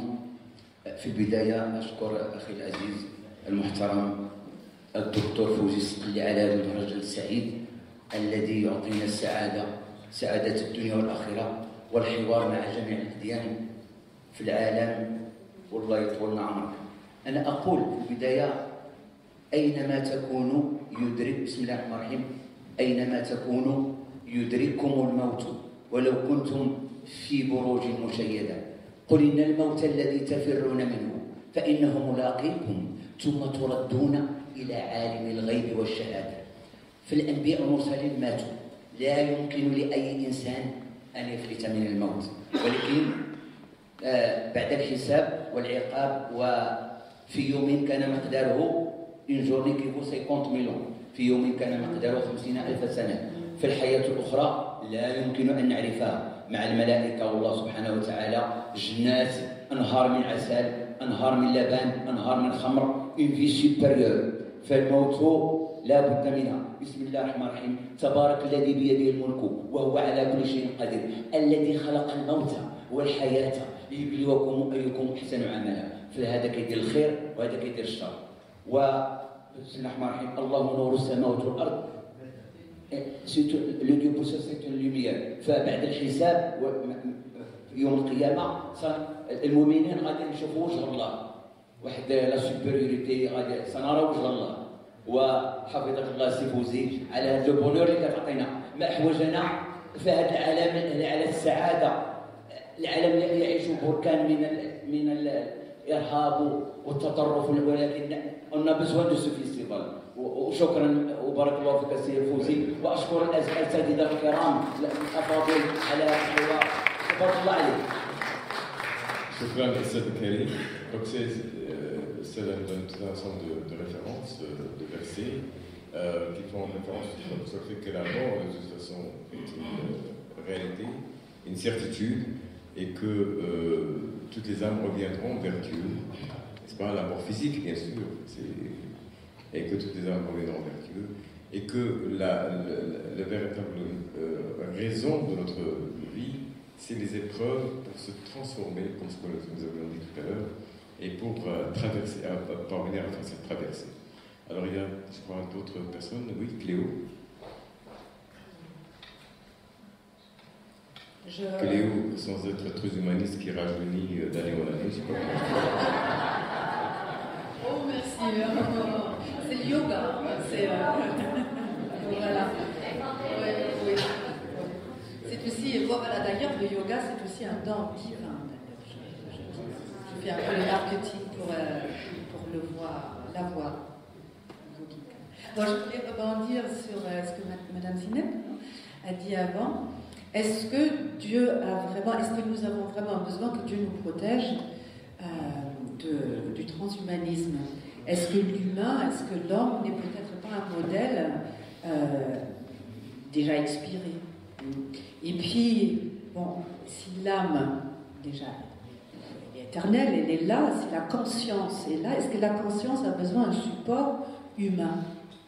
Et est-ce que peut-être pas, à un certain moment, l'âme peut décider d'entrer dans un robot, et devenir, que le robot, quelque chose qui est, disons, bricolé, devient surhumain, mais dans un sens positif peut-être. Je pose cette question.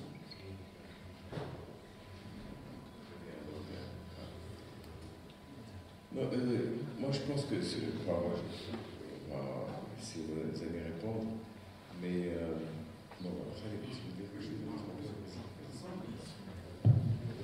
L'homme robot, enfin en toute bonne conscience, mais qu'est-ce que ça cache? Ça cache toujours les trois tentations. C'est le pouvoir sur les choses, l'immortalité et la non-erreur, j'allais dire.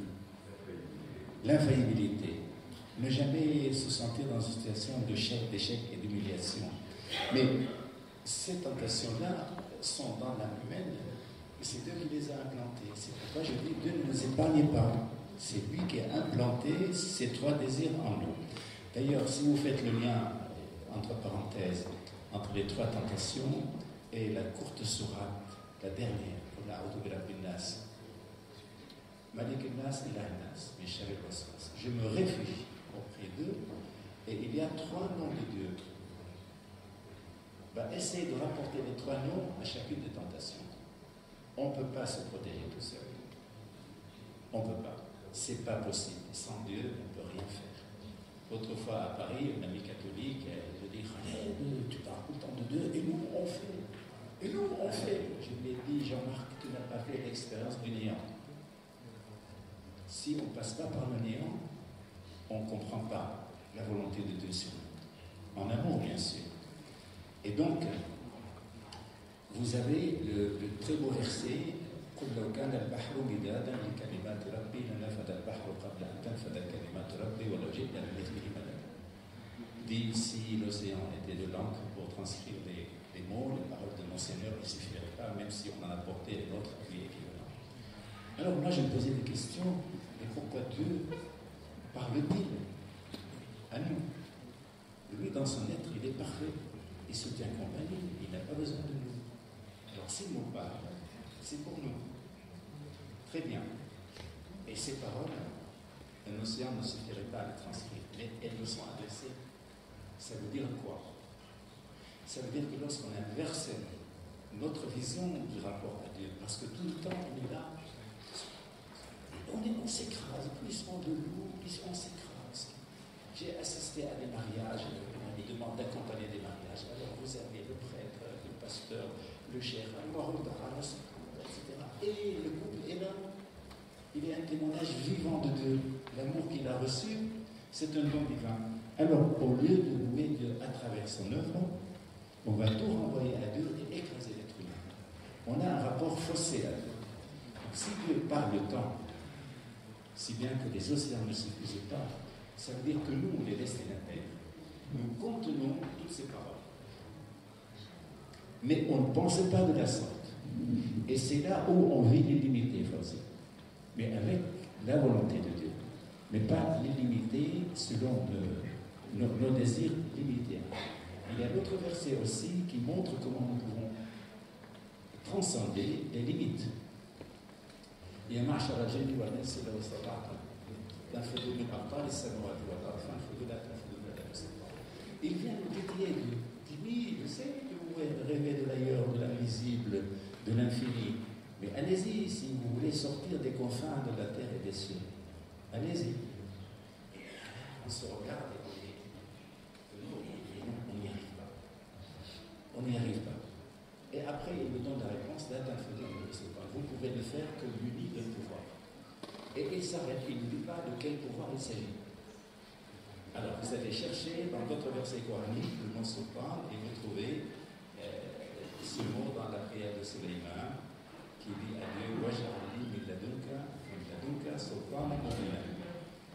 Et donne-moi de ta part un pouvoir évident, pas sur les gens, mais sur soi-même, afin qu'on ne cède pas aux trois tentations et qu'on ouvre le chemin à Iblis. Donc, l'homme robot, voilà. En fin de compte, après, je voudrais aussi, parce qu'on a beaucoup cité, tout ce que je voudrais la parole, on a beaucoup cité aussi, évidemment, il se trouve que nous sommes dans la même tradition spirituelle, mais aussi avec nous, des catholiques, notre ami Lucille, qui est là. Ce matin, on avait avec nous Élie Myriam, qui nous a apporté un témoignage extrêmement intéressant. Et c'est bien d'être en miroir un petit peu, voilà, et d'avoir aussi le retour un petit peu de la façon dont les choses sont vécues aussi dans le quotidien, de la prière, de l'engagement spirituel par rapport à tout ce que nous avons évoqué. Mais moi, je pose une petite question comme ça.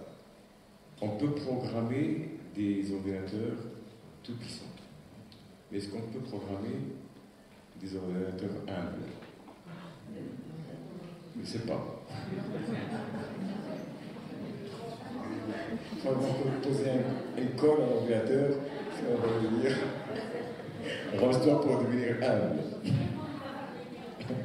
Mais tu vois, il y a toujours là quelque chose, c'est là où parce que voilà, c'est là la limite.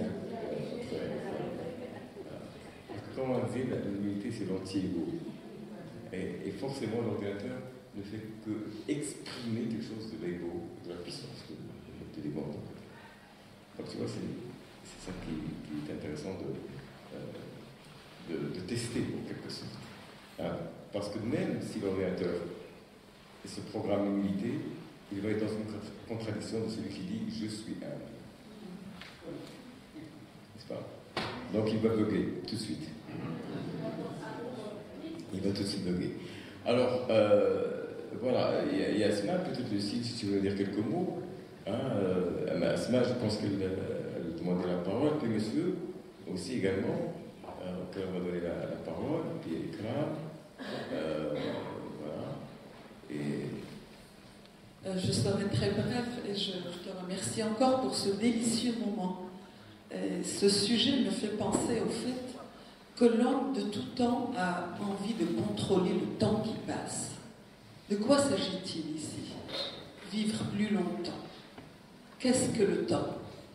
La vitesse de l'écoulement du temps est universelle. La perception de cette vitesse est culturelle.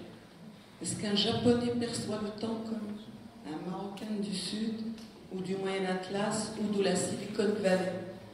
Donc, cette quête effrénée de vouloir vivre plus longtemps. Et on a vécu plus longtemps. Je crois que dans la tradition biblique, coranique, il y a des prophètes qui ont vécu plusieurs siècles. Je ne connais pas bien ce qu'on dit sur Sidna Ibrahim, Sidna Adam.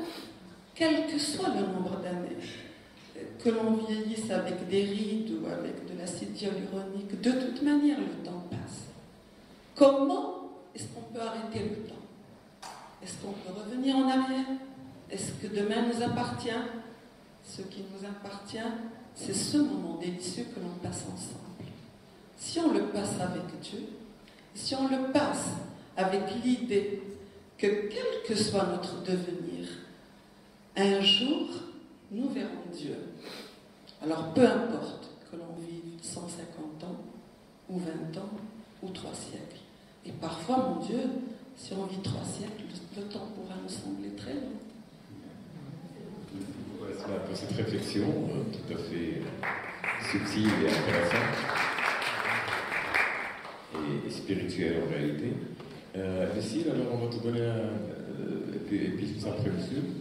Mais le micro s'est envolé. Voilà.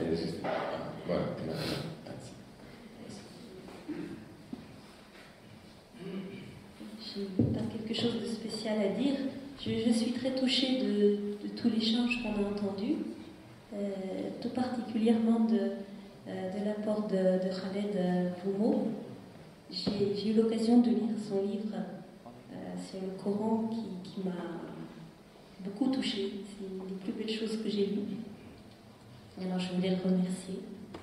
Et simplement, quand on parle de ces questions de transhumanisme, ça nous donne un peu le vertige.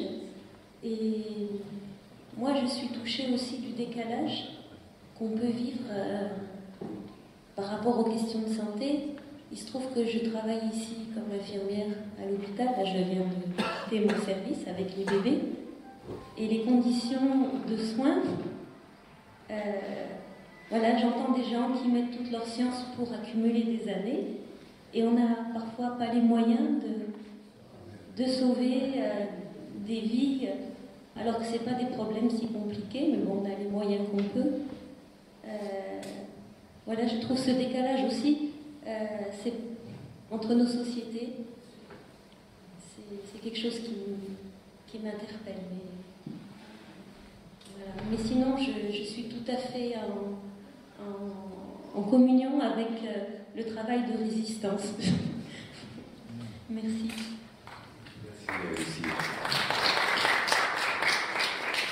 Merci, monsieur. Bonsoir à toutes, bonsoir à tous. C'est vrai que quand on est dans ce genre... Rapprochez le micro. Quand on est dans ce genre d'assemblée, bonsoir à toutes, bonsoir à tous. Quand on est dans ce genre d'assemblée, on a envie de ne pas regarder sa montre et on a envie que ça dure. Pourquoi? Parce que chacun de nous, quand il est tout seul, se pose cette question, ces questions. Et vous savez, il y a un proverbe chinois qui dit que le compte à rebours de la mort commence à l'instant de la naissance, quand bien même vous verrez un siècle ou deux, c'est un jour de moins dès qu'on est. Et la question, je pense que c'est une question que je pose, je vais essayer de ne pas faire de développement. Je pense que la question, est-ce qu'il n'y a pas une double vision des questions que vous développez, selon le fait qu'on s'installe dans une croyance religieuse, notamment islamique, et quelle que soit la croyance, et celle de la non-croyance. La deuxième pouvant permettre de réfléchir et d'espérer à vivre longtemps, très longtemps et pour toujours, alors qu'une conviction religieuse, notamment musulmane, installe directement la fin, le jour du début, à travers les versets que le professeur Khaled a rappelé à plusieurs reprises. Et quand on a cette conviction, cette fin, ce néant ne fait pas peur parce qu'il est préprogrammé culturellement, religieusement. Donc ma question, est-ce que ce n'est pas de l'endroit dans lequel on s'installe qu'on pose ces questions, vivre longtemps ou vivre ce qui est à venir? Merci. Merci beaucoup. Peut-être que les amis vont pouvoir interagir avec la question qui est posée. Gilbert. Ah oui, Karam, excusez-moi. Moi, sans parler d'éternité, ni d'après-vie, en pensant au temps, il y a une phrase qui m'est venue, c'est « Ô temps, suspends ton vol ». Grâce à ce moment délicieux que nous avons avec Théophile Khaled et Fawzi Skali. Merci. Merci. Je vais essayer de parler français. Tout le monde. Bon, je remercie Sidi Fawzi Skali pour cette soirée vraiment merveilleuse. Et je remercie énormément Théophile qui nous a donné cette inspiration de conviction de l'islam, parce que nous, on est nés musulmans et on est héritiers des musulmans. On est vraiment croyants, mais lorsqu'on entend cette cheminement d'une personne qui s'est convertie à l'islam grâce à sa recherche, ça nous donne vraiment une certitude de ce qu'on est musulman. Plus Sidi Khalid qui a vraiment essayé d'interpréter le Coran à travers l'amour. Cette question d'amour qui est vraiment une lumière pour être sûr qu'on est dans la bonne voie. Dieu est la lumière divine de la terre et du ciel. Et on est tous connectés à cette lumière, heureusement. Et moi, je crois qu'on est tous connectés à cette lumière toute cette soirée. Et nos esprits vraiment étaient assoiffés d'écouter ce genre de discours. Et on est en train maintenant, machallah, de manger beaucoup de spiritualité. Et je vous dis merci pour cette soirée. Je suis très touchée. Alors, il y a encore, je pense, une question là, derrière. Comme ça, après, chacun dira un peu sous forme de conclusion, une réponse un peu globale, un peu ce que nous avons entendu. Madame ? Alors, bonjour à tout le monde. D'ailleurs, si par la même occasion, vous pouvez dire se présenter rapidement, ce serait agréable. Monsieur, rappelez-nous, je sais qu'on s'est connus, mais... Je suis pareil, directeur de Radio France en France. Ah, bah voilà, tout simplement. Il est Tariq Mami, voilà, évidemment on s'est rencontrés déjà, et est directeur de radio de France Maghreb, support de communication, et je vous remercie d'être parmi nous. Et puis, alors, je pense que toutes les autres, Cléo, Ariad et ses affaires, vers lesquelles elle revient de temps en temps, entre sa attraction vers la mer et l'appel de la terre intérieure. Zineb Messou, ses médecins, elle est à Casablanca, en quête depuis longtemps. C'est les personnes qui ont pris la parole. Hein, mais de toute façon, je pense qu'avec le temps, voilà, Gilbert Cohen Skali nous vient de Montréal. Voilà. Elle est d'une famille juive de Fès, mais elle-même elle n'est pas née à Fès, mais elle a un attachement tout à fait spécial avec cette ville. Et Karam Benani est journaliste sur la première chaîne. Et d'ailleurs, demain, il va y avoir un très beau documentaire qui va passer à l'Élysée. Après-demain, après-demain mercredi, à 22h, un très beau documentaire que vous allez pouvoir découvrir sur ce qui s'est passé l'année dernière. Mais à fur et à mesure que j'en prends la parole, ce serait bien qu'il se présente comme ça, on se connaît davantage. Mais j'aimerais très brièvement saluer, et j'étais très heureux parce que je me suis posé la question, je me suis dit, mais où est Brigitte ? Voilà.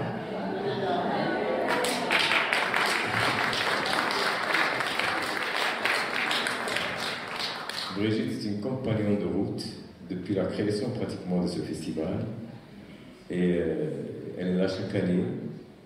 Et hier, je ne l'ai pas vue, avant-hier, je me suis posé la question. Mais bon, je ne sais pas, je me suis dit, où est Brigitte ? Et puis là, je la vois. et vraiment très heureux évidemment de se retrouver. Et c'est agréable parce que c'est une espèce de méditation itinérante. D'année en année, il y a une espèce de voyage comme ça, de fécondation croisée, un peu des idées. Et je pense que, bon, voilà, il y a quelque chose de l'ordre de la nourriture, effectivement. Autrement, ça ne fonctionnerait pas. S'il n'y avait que de la parole, on serait vite gavé. Asma, et puis je pense qu'il y a Madame derrière toi après. Je voulais juste me présenter parce que tu me connais, mais moi c'est la première fois que je viens. Non, il n'y a pas de souci. Tu connais la professeure de droit et de relations internationales. Moi je suis professeure de physiologie animale et de biologie à l'université Mohamed V d'Orba. Asma Abissal. Merci Asma. Merci. Alors moi c'est Petit Sambozidi Belmejdoub, donc je viens de Casa, je suis cadre bancaire et je viens de Casa pour assister à ce moment délicieux comme ça a été dit et je le confirme. Ma question est de savoir est-ce que finalement on doit s'inquiéter de transhumanisme? Est-ce que c'est pas une opportunité dans ce chemin que vous avez présenté et dans lequel on est en quête de soi, on doit développer notre ancrage, on doit s'accrocher à la lumière divine qui est en nous et on doit justement essayer, tant que faire se peut, dans ce monde certes compliqué, quelque chose. Bon. Ok, donc dans ce monde effectivement compliqué, pour s'accrocher davantage à nos valeurs, les développer, leur donner du sens et justement maintenir ce fameux lien dont vous aviez parlé tout à l'heure, ce lien qui est invariable, hein, ce lien avec Dieu, avec l'amour divin, qui, une fois trouvé, n'est pas forcément maintenu en l'état, il doit être nourri, il doit être entretenu. Voilà. Merci beaucoup. Donc, vous apportez une contribution, je crois, à la réflexion qui a été ouverte. Tout à l'heure, Lucie s'était presque présentée, c'est pour ça que je n'ai pas repris, et je n'ai pas eu l'idée de reprendre, mais Lucie fait partie de cette communauté des petites sœurs de Jésus, qui sont à Fès depuis très longtemps. Et on a vu à l'occasion de ce matin de l'intervention de sœur Marie, sœur Myriam, Élie Myriam, ce qu'elles font au quotidien et comment elles expérimentent cette relation d'amour dans le sens profond du terme au quotidien, dans les gestes les plus simples et les plus directs dans les relations avec les autres. Voilà. Et bon, voilà, je crois qu'il y a une très belle panoplie de contributions. Puis au fur et à mesure que j'en prendrai la parole, ils se présenteront davantage. Je crois avoir encore quelques matinées devant soi. Et je vais simplement demander, vous vouliez pas dire quelque chose, monsieur? Non, merci. Non, derrière. Voilà. Je me présente, je m'appelle Youssef. Je fais de l'agroécologie et je suis venu spécialement bien sûr pour le thème parce qu'il m'intéresse énormément. J'aimerais peut-être partager avec vous certaines visions que j'ai là-dessus parce que ça me taraude pas mal l'esprit depuis que ce mouvement s'est déclaré, à peu près 10 ans. Quoique, tout à l'heure vous avez parlé d'Aldous Huxley, son frère, c'est lui qui a inventé le mot transhumanisme, il l'a inventé dans les années 50 en fait. Donc ça fait un petit bout de temps que ce mouvement et cette idéologie en fait se met en place, et on pourrait même faire remonter ça même à plus ancien sur effectivement la volonté que les êtres humains ont toujours eu à atteindre l'immortalité. Peut-être qu'il y a une question aussi de cycle avec ce mouvement qui est en train de d'éclore de plus en plus, qui peut se manifester de plus en plus. Peut-être qu'effectivement l'humanité passe par des cycles comme ça où à un moment donné la technologie arrive à cette volonté de puissance énorme et sans être ni optimiste ni pessimiste, peut-être qu'on est en train d'arriver à une saturation de notre civilisation et que et face à cette saturation, moi je pense que la spiritualité, son rôle, c'est de ne pas oublier qu'avant tout, elle est une absence, une dissolution de l'identité. C'est-à-dire qu'il n'y a pas à vouloir ni résister, ni être contre, ni pour. Je pense que quand on est dans cette communication avec l'invisible, il n'y a plus de volonté de résistance en fait. Il n'y a plus de volonté de chercher un état plus qu'un autre. En réalité, il y a l'observation, il y a la contemplation de ce qui est et de ce qui se fait. Et c'est clair que les personnes qui prennent ce chemin-là, qui font le choix de ce chemin, parce qu'effectivement, comme tout à l'heure vous le rappeliez, il y a eu des mouvements idéologiques différents. Bon, on peut dire que la spiritualité aussi tournait autour d'un monocréateur, d'un Dieu unique, enfin, d'un créateur. C'est une idéologie en soi. Et il y a effectivement d'autres gens qui portent d'autres idéologies, qui sont portées sur la réalité physiologique et matérielle de cette existence. En tout cas, de cette facette de la création, parce que c'est une facette. Mais voilà, moi, ma position, c'est de dire que il y a des fois des événements qui se manifestent et qui s'imposent d'eux-mêmes, face auxquels je ne sais pas, est-ce qu'on a vraiment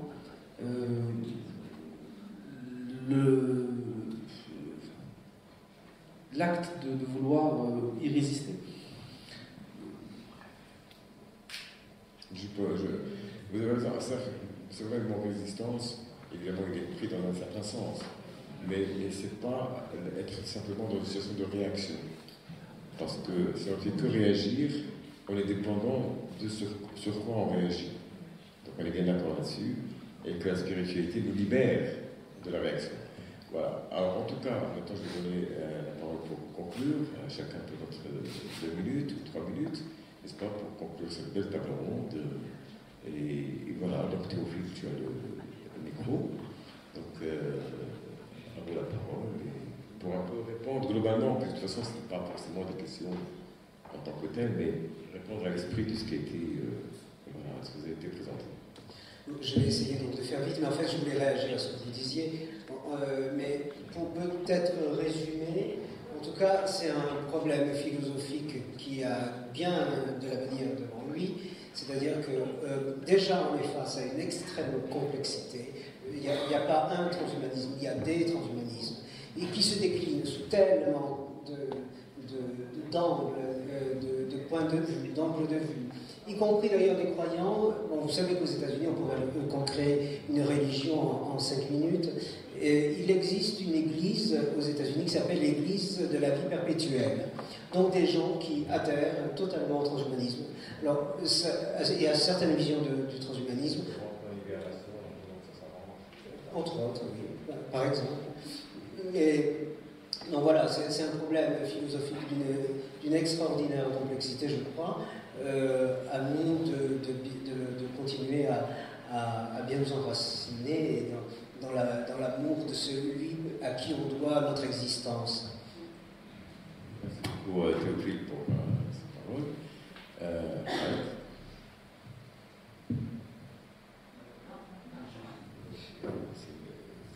Fawzi, j'ai été touché par le mot modestie que tu as cité à plusieurs fois, mais n'oublions pas que les gens qui sont réellement modestes ont été aidés par Dieu dans la mesure où il les a désaltérés et rassasiés. Oui, c'est-à-dire quand on a tout ce que Dieu nous promet, on n'a plus besoin de... vous voyez, c'est plus intéressant de dire je. Et donc c'est un don de Dieu, la modestie. On peut la demander,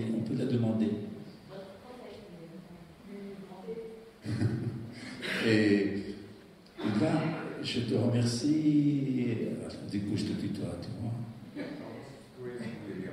Parce que je me sens, à l'issue de l'exercice, être très proche de toi. Et tout à l'heure, je vous ai dit, à l'hôtel, je me sentais l'âme éparpillée et m'aider. Là, elle est restaurée.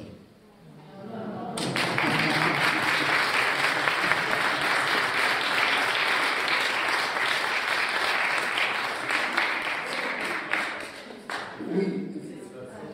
Des économies d'hôtel, lorsqu'on gère un festival, et quand même restaurer l'âme. Oui, mais alors, si vous vous exercez à écrire, moi, je vous demande de vous prendre au sérieux. En France, il y a une expression assassine. Ah, il ne faut pas se prendre au sérieux. Alors du coup, on tue les gens. Mais c'est vrai, il y en a qui se prennent au sérieux. Alors là, il faut savoir faire la part des choses. Voilà. Prenez-vous au sérieux, c'est-à-dire votre vie vaut pour vous, pour l'éternité des êtres chers qui ont disparu et qui sont là. Essayez de faire un retour à la manière de Proust et de voir depuis l'enfance jusqu'à maintenant qu'est-ce qui s'est construit. Et grâce à qui? Grâce à qui? C'est très important. Il y a un hadith de prophète, je le traduis, celui qui ne sait pas dire merci aux gens ne sait pas dire merci à Dieu. Donc, voilà. Et plus on essaie de revivifier, de réactualiser les dons que nous avons reçus depuis notre plus tendre enfance jusqu'à aujourd'hui, en passant sur les blessures. Il ne faut pas que les blessures nous aveuglent.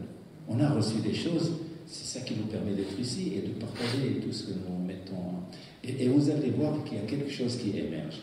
Prenez-vous au sérieux, mais votre singularité, pas l'ego, la singularité. Il n'y a aucun être humain qui ressemble à un autre. C'est prodigieux.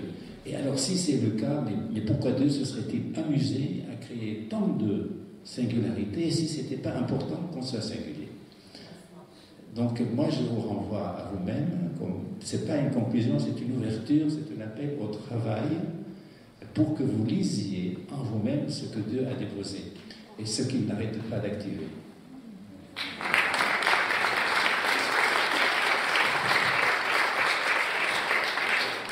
Comme dans les paroles un peu spirituelles, une chose est toujours vraie sous un angle, mais elle est aussi vraie sous un autre angle.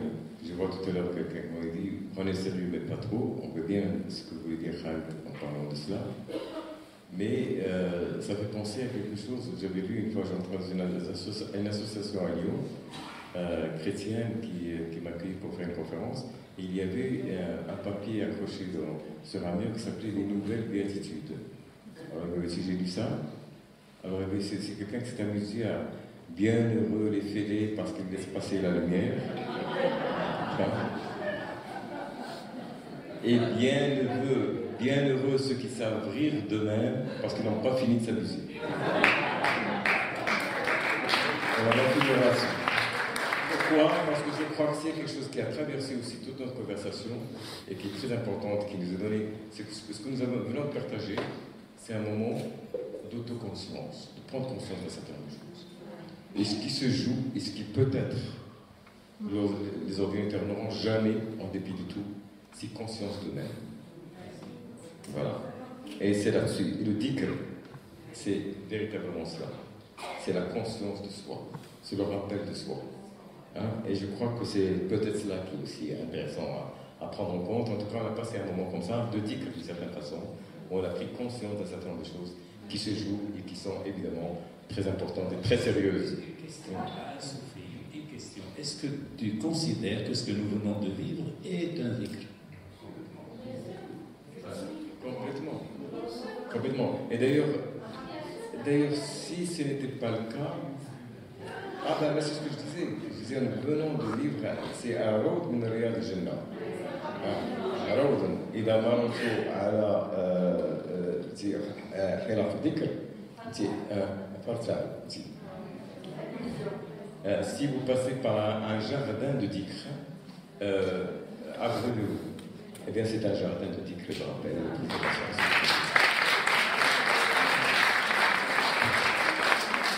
Ce soir, dans la grande salle de la mairie, comme hier, pour la tariqa sur Kawi et pour un autre moment de dhikr.